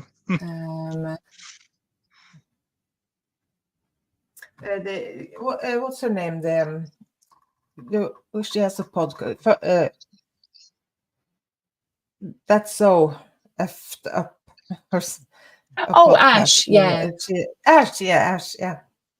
They did maybe you heard. They did the AI. She and her boyfriend. Oh no, I didn't hear about that. They did a podcast about that. I think he has done some research or something. I don't know, but he had some stuff to say. Yeah. I have been explained this stuff several times, but I still have still have problems to wrap my head around. Yeah, exactly. No, it's it's a complicated situation. I remember when I was watching Emily G. Baker, one of the lawyers that I watch, and she was saying how it was a case when there was like a song or rap or something had come out, and someone was they'd made this the song, but it was AI generated. I think the song was AI generated, and then the vocals was also some AI thing. So then it was like this whole issue about like who owned it, like the end rights. Yeah, and it was just crazy, like to think of sort of you've created this thing, but yet you're still not the one that owns it. I just think it's like totally bizarre. So yeah, I don't know. It's a whole bizarre sort of thing to navigate, really. It's sort of like I don't even know kind of where to put it as any kind of sort of, because obviously it goes over so many different industries. It's like it's, you know, very much like the internet, you know, it's sort of like it is its own entity, genre, you know, everything. It's just sort of, I don't know. We'll see if it stays around for long. Hey, Pop Groomer, taking a second break. Luckily, AI can't do the hands-on job of grooming exactly. They can't make clothes either yet. And I don't think many people would trust robots to handle their dogs. No, thankfully not. No, not yet. It's interesting though, because like people really think that like robots make clothes, or like sort of machines anyway. And I'm just like, I don't know. I don't get how that's, you know, sort of, but I think they kind of see how like cars, I suppose, are sort of put together with kind of robots in a way. But, you know, like, but even with that, like you still need people along the way. Yeah. No, I just don't get how people don't realize that clothing is like so like hands-on based. It always sort of confuses me, and I'm just like, well, of course. Wait, is all the clothes hand sewed? No. Absolutely, yeah. Yeah, a lot of it is. I don't think they can really mass. Yeah, I don't think they can mass produce things that are stitched. Like, I think there's probably certain clothing items that you could get away with, but if it's very specific also from sizing, yeah, you basically need humans. Yeah, the only one I've seen is one that it's a t-shirt basically, and it kind of has this, they sort of have it in this like contained box, and it's sort of, I think it must be like a magnet thing that sort of moves it around, and then this kind of hand sort of comes down. I don't know what it's got at the end, if it's some sort of laser thing to almost melt the fabric, or if it is something that like is stitching it. But yeah, it sort of comes down, and then the thing sort of gets moved around on these like magnets, so it's not necessarily that the arm is sort of moving around the garment, it's like the garment is moving around it. But yeah, it's like sort of there's so many intricate parts of a garment that it just will never be. You know, machines will always obviously help the person, like it's not like they hand stitched with machines, but yeah, you have to have a person operating it. Yeah, a person, but I kind of figured they must make the parts like no. So no. there again is because there's it's all I used to buy, I have some pants I have bought, and it's the same mistake on, especially from one store, the same mistake on one leg always. So something has to be wrong with that darn pattern. It's or because something. they're paid like sweatshop labor, you know, like slave labor wages, like they're paid so little that I know, it's not even you know, like they obviously not going to like take their time over sort of restitching something, but I know what you mean when it's like it's the same mistake all the time.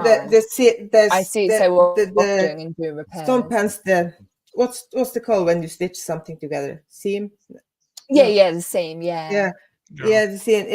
It on the leg it goes and it comes around. It turns like it will.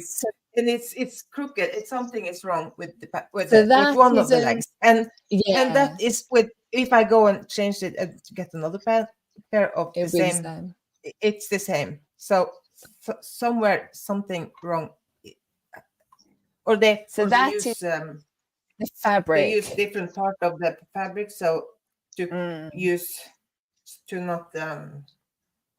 So in some of these stores, as well as not paying the garment workers properly, they will also get really, really, really, really cheap fabric, which is from a crop that is maybe the sort of what they can take from it are kind of only short strands to then be able to weave to make the fabric. Or like in the weaving, it's not just sort of done again with a decent amount of care, or sort of even just like from like the growing process, you know, sort of maybe didn't have enough water, maybe too much water. I don't know the necessary sort of ins and outs of fabric. But do come along to our dark side of fashion, and Whitney will tell you all about that because she knows a bit more about fabric than me. But yeah, I know there's sort of like, can be like a combination of all of those things. And then that will be, and also then when they cut the fabric, because it's like mass made, I don't believe they necessarily always take the care over the positioning of the patterns on the fabric, and that makes such a difference, because if you are just off the grain, or if the grain isn't straight enough, then then that will sort of create that twisting in the fabric, in the garment, sorry, like once it's been made up. So it can be like any of those things, but yeah, unfortunately, it's a sort of a terrible path that you can go down with kind of badly made clothes, you know. It's sort of it, and it's why sort of I don't I try to like say to people, it's not always how it's been sewn up. It's sort of the fabric before that. And and unfortunately it's because sort of when people aren't paid like along the way, or sort of the farmers are often in these kind of cycles of having to like continually buy bad pesticides and things because they've been sold bad seeds, thinking that they are organic or whatever, then sort of it just produces a really bad crop. And it's why, like, when you get sort of recycled fabrics, in particular, so plastic, I'll say, is one. So plastic, anything general plastic, can not always be 100% plastic, because sometimes they need to input new plastic depending on the color that they want. So in particular, if it's a clear plastic, they often have to do that as they often do like part and part in order to get it back to the clear, because as far as I'm aware, when they recycle the plastic, it will end up being like a sort of an amalgamation of all the colors. So then similar with fabric, it's only been very, very recently that they can do, I think they're now up to like 85 or 90% recycled cotton in particular. Because up until then, they could never get the recycled fibers to be long enough to make a decent amount of like a fabric that would hold really well. So they always had to add in new cotton to sort of make to help with the recycled cotton. Whereas now they've come up with technology. So this is where like sort of technology does help in kind of recycling factors. So they can now make take longer strands from the recycled cloth. So then they're able to add in less new, which is good. And obviously sort of the more the, sort of even like kind of companies like sort of go away from like single-use plastic, and it's more made into ones that can be sort of reused time and time again, then sort of then we'll kind of sort of get into a better side of everything, because the technology is out there for that. It's just sort of whether these big companies are going to put in the money to help fund the technology to improve. Wow. But yeah, that's my That's awful. Jeez. Oh, terrible though. Like I know though. Yeah. Sorry, Maya, go on. Do you have that like these huge clothes containers? Do you throw old clothes in? Yeah. I go through a bit of a thing. I don't put so much in them at the moment, because I have to like know where the clothing is going and what they're going to do with it. So I will put it in them if it's sort of in its last legs, and I know that the cloth is going to go and be recycled. But I don't tend to put new in for it to go to like the charity shops, because I hear like so many stories about charity shops being full and it's still being like shipped halfway around the world and sort of forced on the country and things like that. So I just think if I'm going to do anything with it, then I will either, sort of wear it until like I wear it to death myself, or sort of sell it kind of secondhand somewhere myself. Because I've sort of come to this thing that I can't even trust sort of what the charity shops are going to do, which is a shame, because I think the sort of like secondhand is kind of the best way kind of for everything to go, because that's where I feel like, with people saying that sort of ethical fashion is very expensive, which obviously it is, because that's the amount that it should cost. Sorry. But then sort of, that stuff should then eventually go into the secondhand market. and in particular charity shops.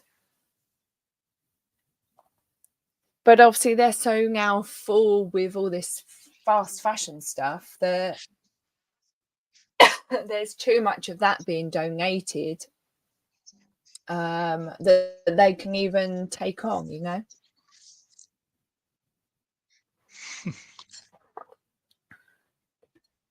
I don't think we have some. We have charity shops here that takes clothes, only stuff. We used to have. We used to have earlier, many years ago, but I don't think not that I'm aware of. Interesting. But we have this from the two different kinds of containers. We have to. We are not allowed to throw the clothes in the regular garbage. So we Good. Yeah. throw it in these containers, and I guess they go through the clothes and see what's usable and what's not. So, and I don't know. I'm actually not sure what they do with it. If they send it to poor countries or to give people clothes to have on, I'm not sure. I just have to. Yeah, hope it goes somewhere decent. That's the trouble. Yeah. It's so hard. Yeah. So Joe says here, to me and everyone else, thoughts on no new clothes, the movement and lifestyle. So I always say this is something that I try and live by, just because I don't particularly need any new clothes. I have collected or accumulated so many from working retail over the years. But when I do, like in particular, if I've needed like sort of new trainers and things like that, when things do kind of run out and I have to buy new, then I will try and shop as ethical as I can, or because in particular some shoes are quite hard to buy in that way. They don't always have the styles that I like. Then I sort of look for longevity. So sort of I will buy something that's durable and from a brand that I can sort of trust that will be sort of long lasting, basically. And I try and look at brands about pages for sort of, yeah, who they are and what they do. But how about you two? Have you heard of this movement?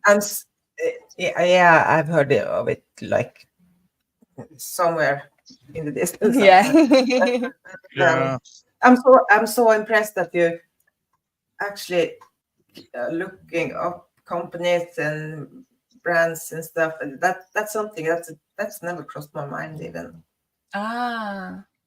I go in the store and I see something and I like it, I buy it. And but I like to well, when I was younger, I had a period of time there where I accumulated a lot of clothes too, and I have been, because of the medication and stuff, and I have been, the weight has been like up and down, so I have a lot of sizes too. So when I go up, I go in that bag and I pick up, now this, and I go down, now I can go. So I can't get rid of the clothes. So I have I have a lot of sizes. It's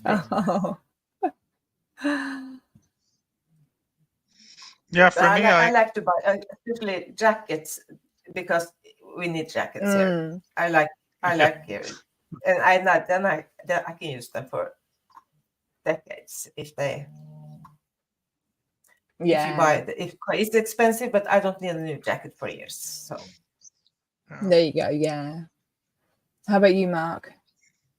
Yeah, for me, when I was growing up, my grandfather, on my mom's side, was very like frugal.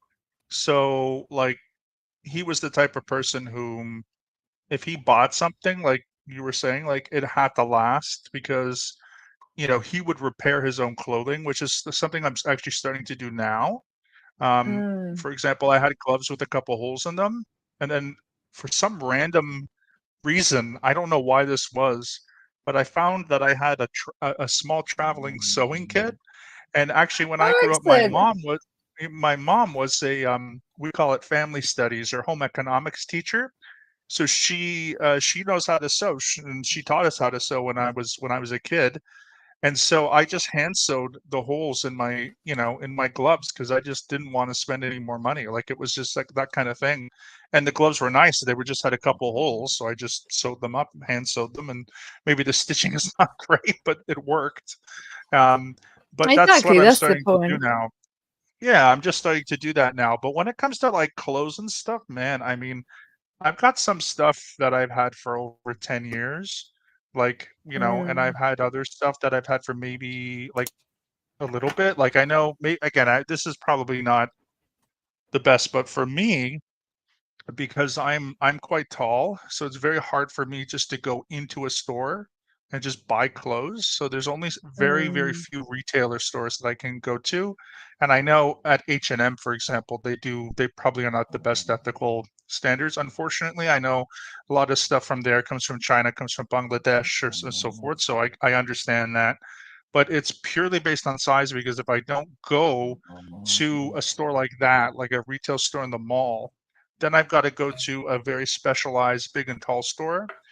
If I'm in Mm. America, then the prices are the same. Like big and tall clothing in the United States, and again, I have to add, it almost always comes from China, Bangladesh, Philippines, etc. So I understand the working conditions are not great, but it's either the same as a retail. So I don't know, $20 to $30 for a shirt or pants is like pretty regular.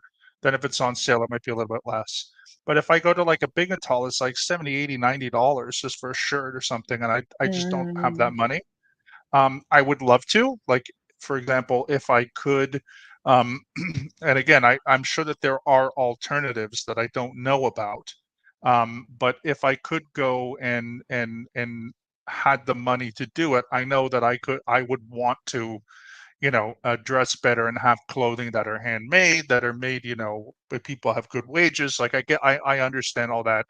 For me, it's just I don't buy clothes very often. I'm not a fashion type person. I buy plain colored stuff. Like I don't care. And then when it comes to shoes, I usually only try to own only one or No, exactly, two and pairs of and shoes at that's a like half time. the point of it as well, you know? Yeah, Yeah, like sort of if you can't shop, um, hard. yeah, so like somewhere that sort of maybe is more ethical, then sort of doing it in yourself Yeah. and just wearing stuff for longer is Hmm, hmm. is a perfect way to be as well. Yeah, Yeah, exactly. because Like I, you have to buy yeah. stuff you can afford.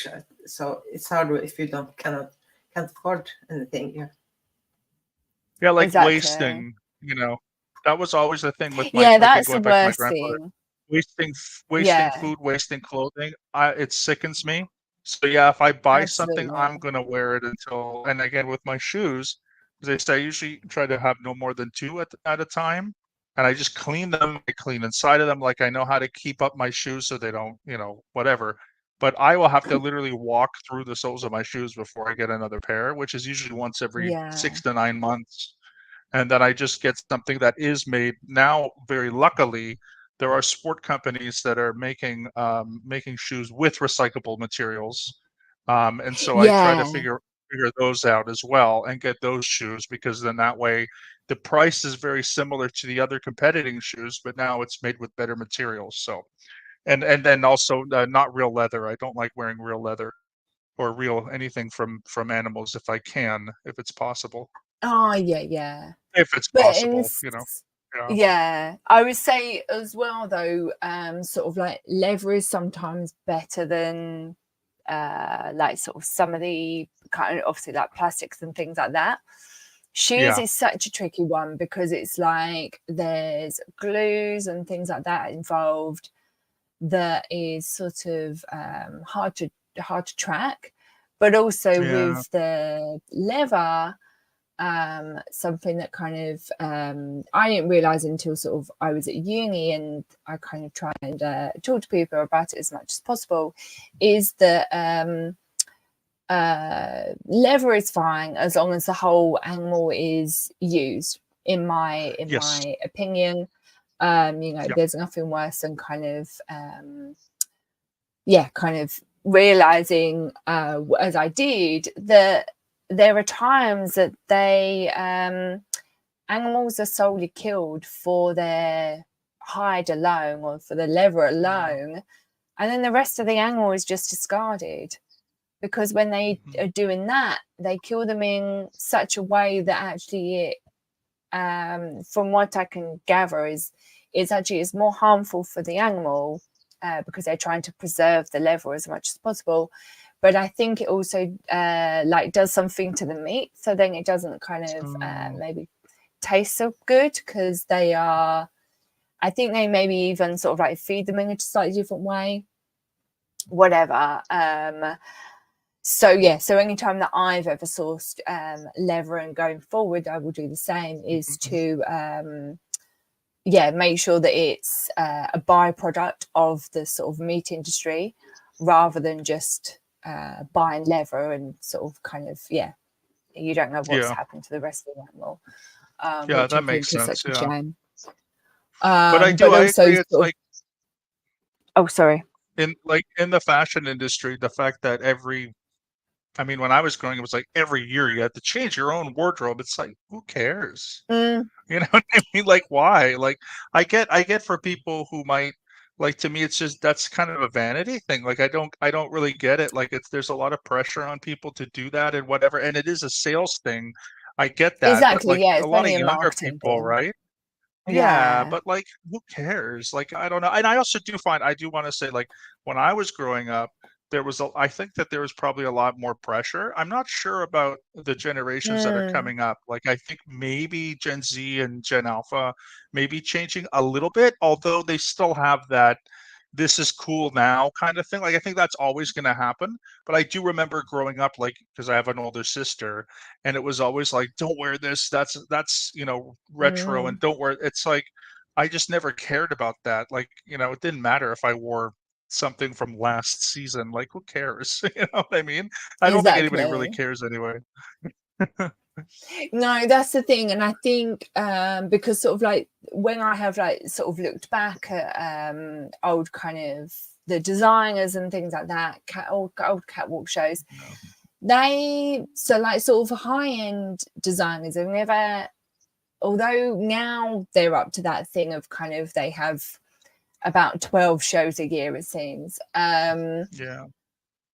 Sort of kind of from sort of mid 2000s earlier, it was always this thing of, you are buying like you're buying into that sort of that particular fashion house, that particular brand, because sort of, and kind of every time you'll sort of add to something else that will then add to your wardrobe.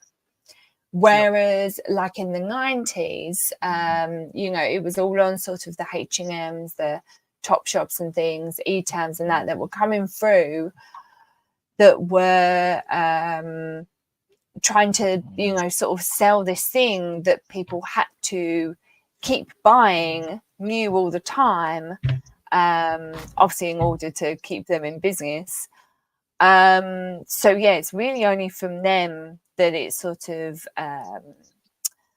has kind of become such, or it did become such a big thing. And then obviously the fashion houses then sort of brought into the same thing, when then now the catwalks are more what can be like wearable on the high street, whereas obviously before it was more of an art thing. And then, like I say, they have about sort of 12 runways a year now. And it's all this kind of, sort of thing of kind of make, sell. Which for me has totally killed fashion. I no longer like associate myself with sort of fashion as such, because it just isn't why I got into it as such.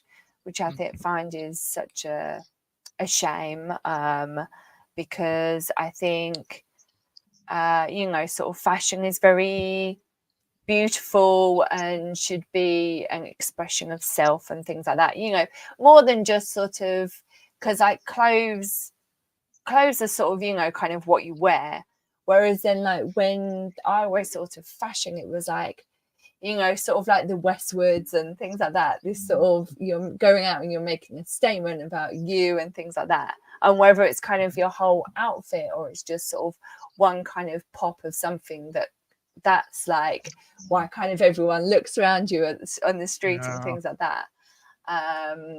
So yeah, I don't know, it's sort of, it's a shame, and I hope sort of things are changing. You know, it's hard to know sort of kind of what people say to them, what they actually are doing in actions in terms of like Gen Z and things like that. But yeah, I think sort of tides are turning, and I think sort of it will go back the other way. But yeah, we'll see. But I just had this comment up from earlier because Jo was saying that her partner has the same stuff, same issue with getting tall stuff, and my brother-in-law and sister are the same as well. You know, my sister's a lot taller than me. So yeah, it's sort of, they either haven't you get figured it very out. big stuff for very long arms and get like the length of body, but then like you're really sort of wide in the body. And my brother-in-law he's put on a bit of weight now, but he was like really sort of stick thin, so it always like looks so ridiculous. So I would take everything in for him. So personally, my favorite clothing designer of all time is Burberry. And if I could, I would just wear all Burberry all the time, but they don't make sizes that are large. Like even Calvin Klein doesn't make anything like that. Like usually, if we're going by the American sizes, normally shirt sizes are XL and are the biggest, and I'm either 2 or 3X. And then for pants, usually like at 30, again, this isn't now in inches, I'm not sure about centimeters, but 32, maybe 34, maybe 36, and I'm like a 30, 36, 38. So it's really, it's like they just don't really accommodate. You've kind of got to be under 6 feet, you know, 6 feet or under, or maybe 6'2", maybe. But yeah, like again, I would be one of those, you know, Burberry guys and dressed head to toe and all that stuff. That's just my style. I love that. I love it, but like again, the pants won't fit, the shirts won't fit. The only thing I can have is hats and scarves, you know. Yeah, which that's are the fine. ultimate. But, oh my god, you'll fit into Essex, no problem. Yeah. I remember that from school. Everyone, needing like a Burberry cap. I think it's great. Yeah, I love Jennifer it. was. Yeah. But now Gucci seems to be like the thing at the moment over here, but I don't know. From earlier, Jennifer was saying that her thoughts on brands advertising, things being more environmentally friendly, but many clothes with the label have zero quality and will last no longer than a year. Well, exactly. That's the thing. That's the whole point of like, you know, they're just sort of greenwashing their way through it. Really,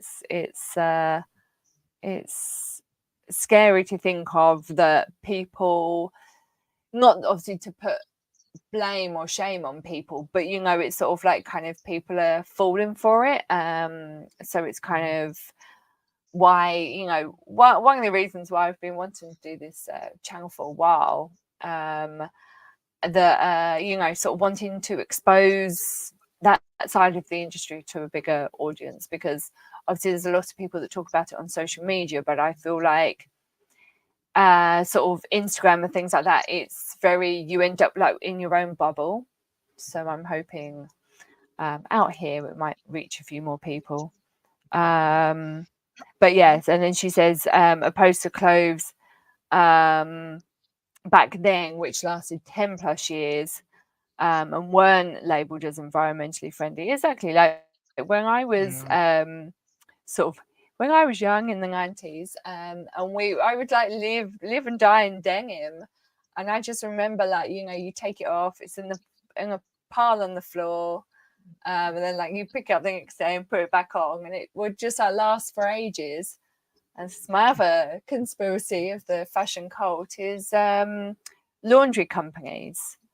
Mhm. So I feel like laundry companies, marketing, and fast fashion brands are kind of in their own little like threesome of, let's tell people that they have to wash their clothes with, in particular, conditioner, which eats away at fibers.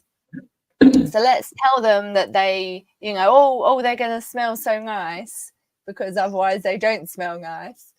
I have the thing with same with deodorant as well. You try going to natural deodorant and you will see a massive change in how often you have to even wash your clothes. But yeah, let's tell them that they will smell better by sort of adding this, and then it eats away at their clothes, and then they have to buy more clothes. Let's then advertise to them and tell them that they don't look good in what they're wearing, that they have to, you know, sort of look better. And then, you know, and then it's all run by the fast fashion brands. So just a little thing for everyone to think about. Not, you know, and not, again, sort of not to like shame people, like, you know, you can afford what you can afford, and when you have to shop is when you have to shop. But just kind of think, you know, if you don't need that thing, if you don't need to come out of Primark with 10 bagfuls, you know, you might have only spent 50 quid, but, you know, how long will it actually last you?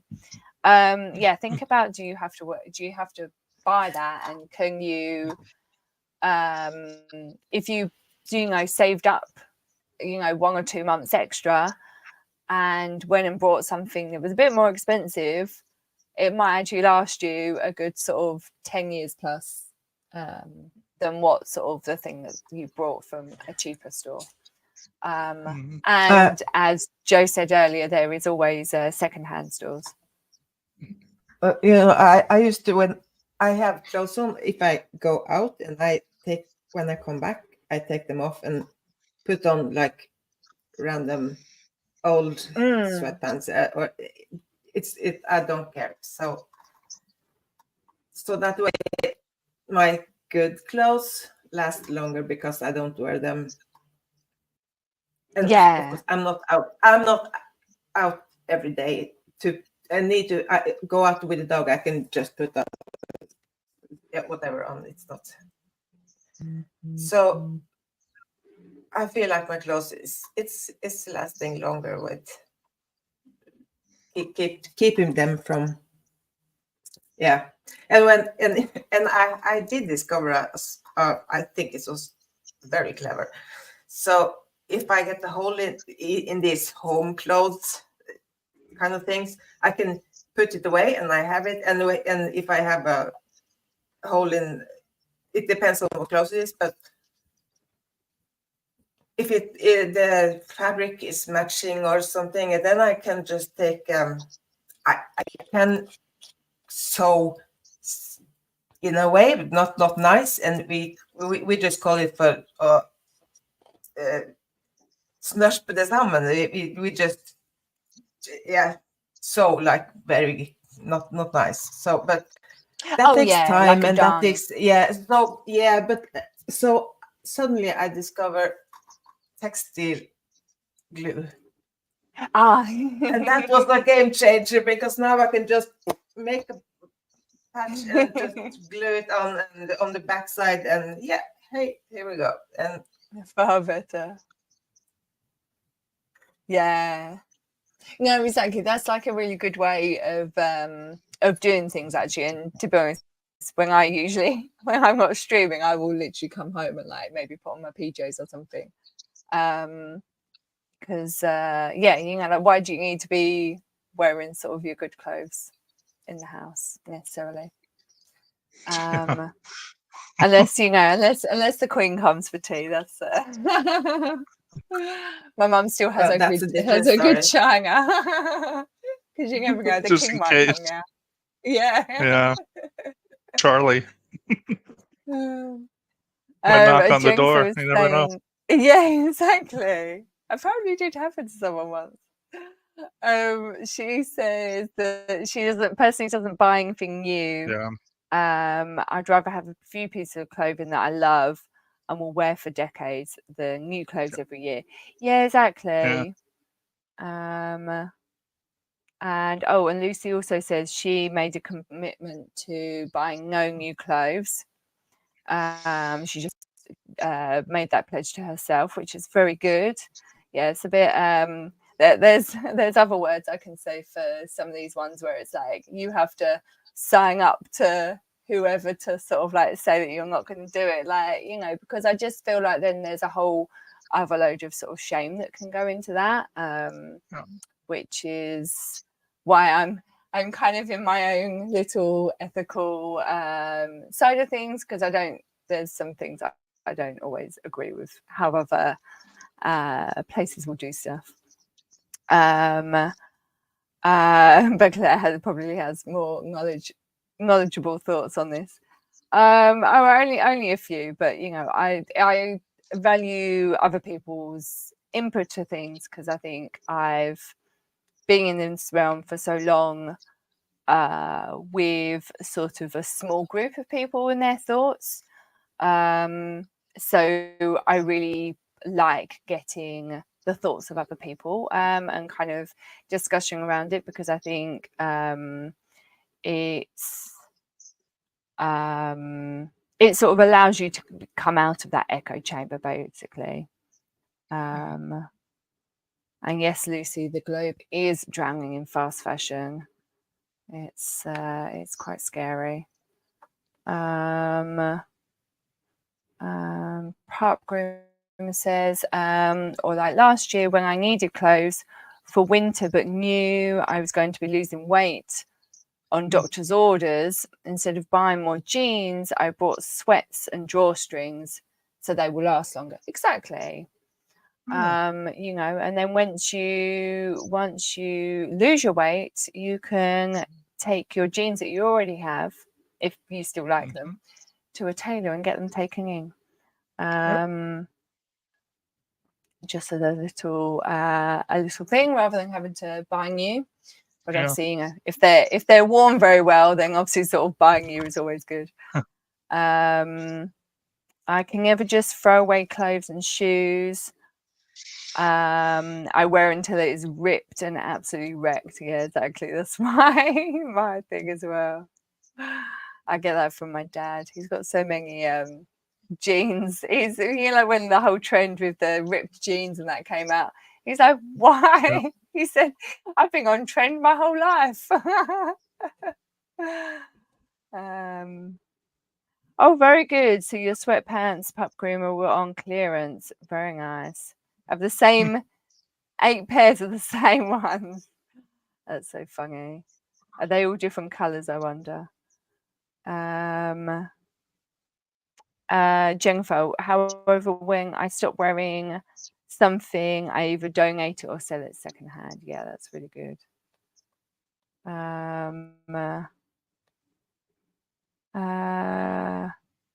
Oh, thank you, Jennifer. Keep the channel up. I will try my best. And then she said she didn't know that with conditioner. Yes. So in particular with jeans, you should wash them as little as you can. If you get like a stain on it or anything, then kind of go over it with a sponge.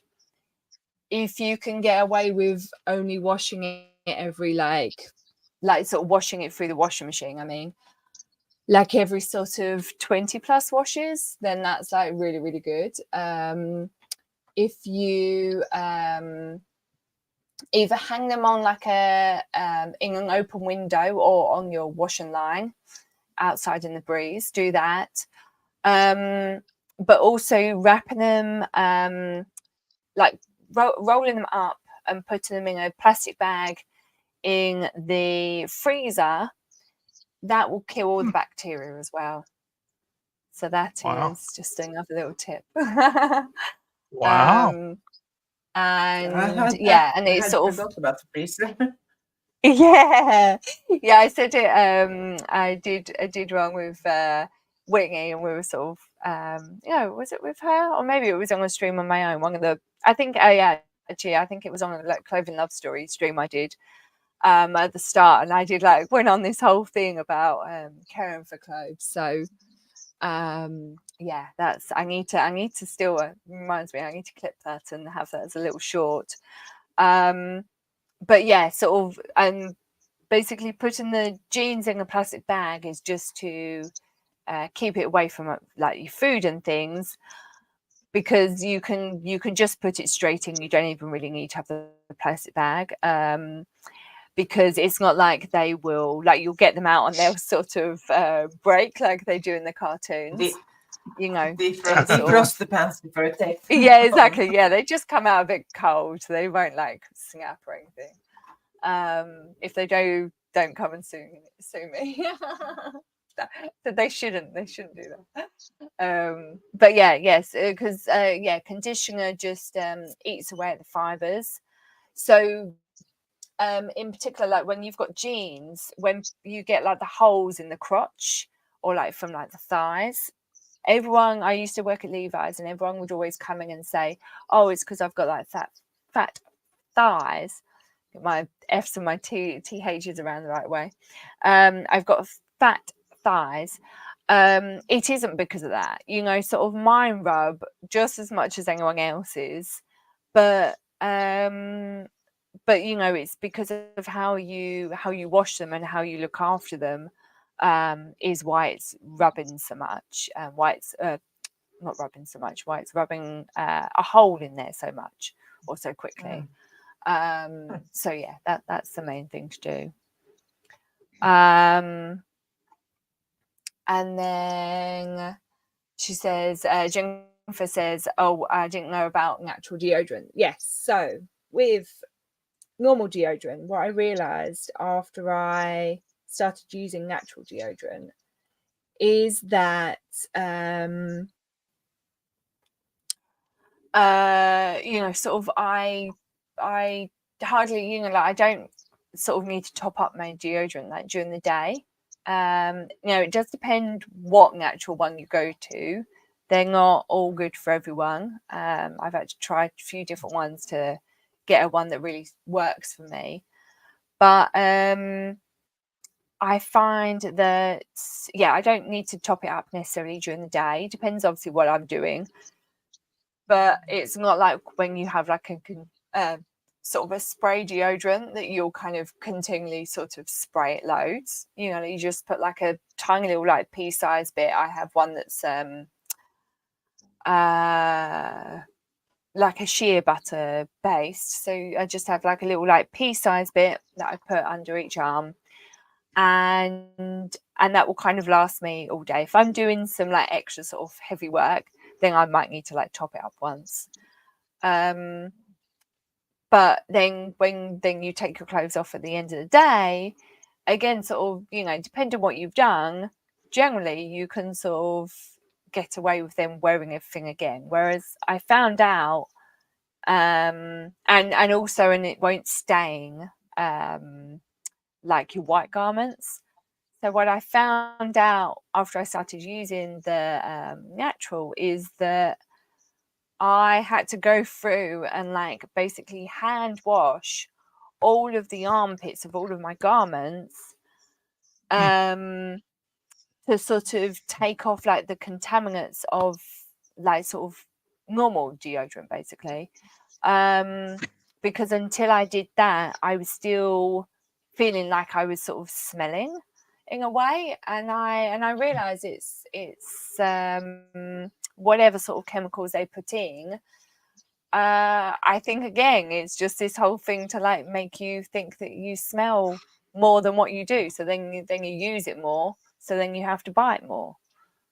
That's kind of again my theory on it, my conspiracy. But sort of I've noticed since using natural that I don't have to buy it so often. as with most sort of natural stuff, it actually lasts like almost sort of 3 times as long. But yeah. But like when I was a kid or growing up in the 80s and 90s, we didn't change clothes every day. Like now we have to wear something new every day, or it's horrible. And we have to shower every day, and we have to. Exactly. Why didn't we do that before? I have no memories about the people smelling bad. Yeah, we had one teacher on school that we used to say, if someone was sweaty and had done something, you use the same deodorant, right? Like as the teacher. So because but that's the thing, yeah. We didn't. But now it's the like you said, it's the fashion. Everything's going. It's supposed to be. It has to be so. We have to wear the latest fashion. We have to shower. We have to look. Seems our so best, pristine. and the house. Yeah, and the house is going to look like an IKEA catalog, and everything is just everything, and you have to put it on Facebook and Instagram. Everywhere, and everyone has to see how beautiful and wonderful it is, and it's not. Yeah, exactly. Often it's not. So no, exactly. I think Mark froze, so I just took him off until he unfreezes. But yeah, exactly. That's the thing. It's sort of it's so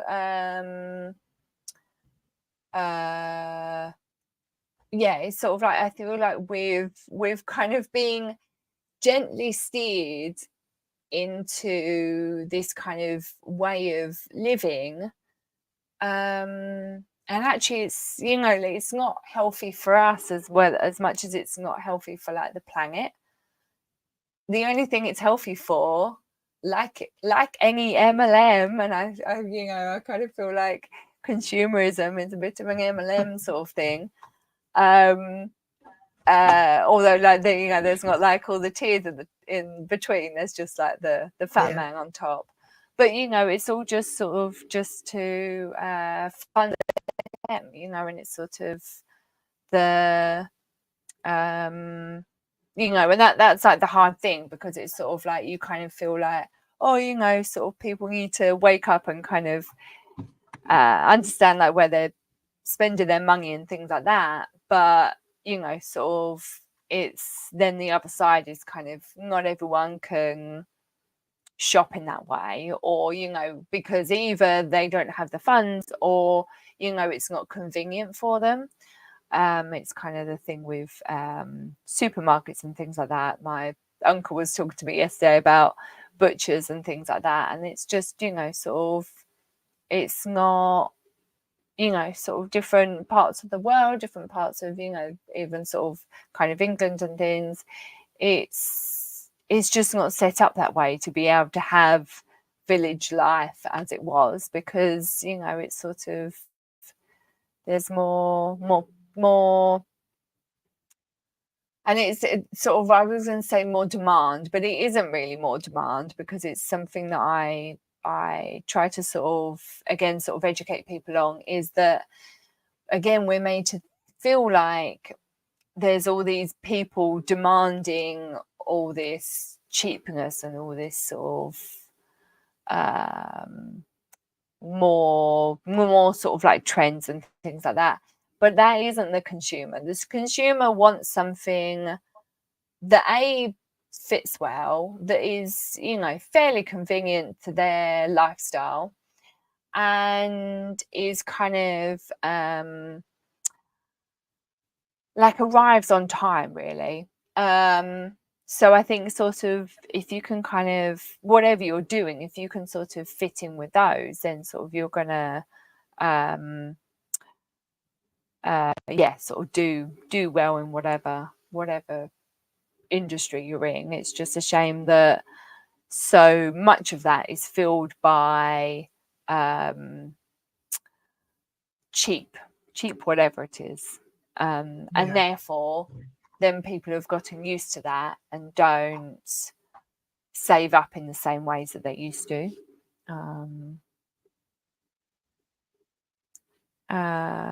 One last one from Pup Groomer. The old jeans were completely worn out. To wore them till they fell apart. I have one pair left that I've already taken in, but they're about done too. Oh no! Well, I hope you have happy shopping for some nice and well made in terms of sort of their ethics behind them. Ones for your next pair when you have, you know, lost whatever type of weight you need to lose, or, you know, whatever you're losing sort of the weight for. Because because I'm sure, you know, sort of it won't take too long. And you know, and it's sort of, that's the thing, it's sort of, it's with kind of all this stuff, like I do, like when I go shopping for stuff, particularly like if it's in a store, like it's been a while since I've really bought anything in a store, but I really love that sort of experience of kind of going around and seeing things, trying things on, and kind of going to the checkout and feeling all good going home. But as sort of like me and Whitney were talking about earlier, like on a stream a couple of weeks ago, is how that, you know, it's, you've got to watch out that isn't just that sort of shopping experience isn't just an endorphin rush of I want to make myself feel better, you know. It's sort of kind of, you should be going shopping and sort of being aware and enjoy like the whole experience, rather than just being like, yeah, I feel rubbish and I want to, you know, do something that will make me feel better, you know, sort of. Whereas maybe you know, like, but you know, like maybe going and buying a hot chocolate is a half better thing to do than going and buying a bunch of clothes, because then by the time you get to the till and you're like, oh, I've just bought all them clothes, and now I don't, you know, I feel even worse, where I feel like something sometimes when it's kind of a nice drink or a nice sort of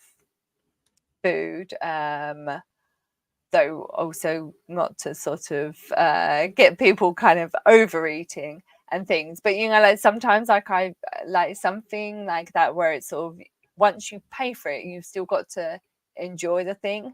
Same with like an experience, you know, it's sort of signing up to do an experience is kind of that thing of, you've bought it, but then you've also got the excitement before you go and do the experience.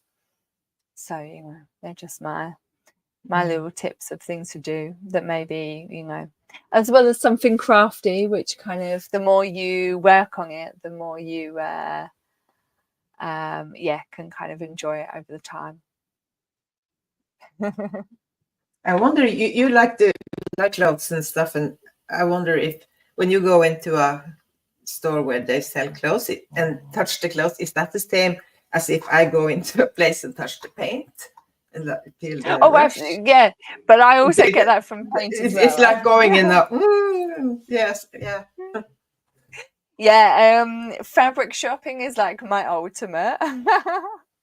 And it's why I need to start actually making some clothes for myself, because I've got so much fabric in my studio that I'm like, oh, you know, I really like that. And I have an image in my mind of like what I want to make it with it, but I just don't get the time to make it. So I need to give that time to myself. But it's hard when you're trying to make money and but yeah, hopefully I'll be able to do some in the run up to Christmas before I get really busy in January. We will see. But I don't know how you're feeling, but I've just seen the time and maybe we should wrap it up. I really have to pee. No, that's fine. So, So I think I have to jump off and then. Yeah, no, that's fine. I will take you off and then I will wrap up. So lovely to see you and lovely to see everyone else that's Likewise. being on. And have a lovely So, evening. See you later. Yeah. Oh, fabulous. Oh, thank you all so much for still being here. This is so nice. Always easier for me when there's like more people in the streams to chat with. So yeah, just to say a little final goodbye before I do go.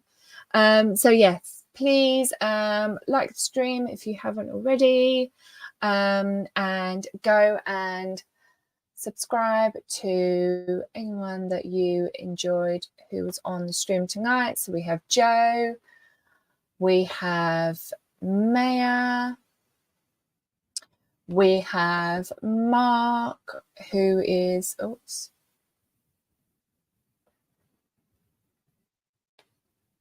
Oh, there we go. I forgot his was a ticker.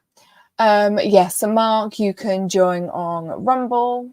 I believe you just have to sign up. It's not like that you're paying anything. And then there is Poet, so that's his channel.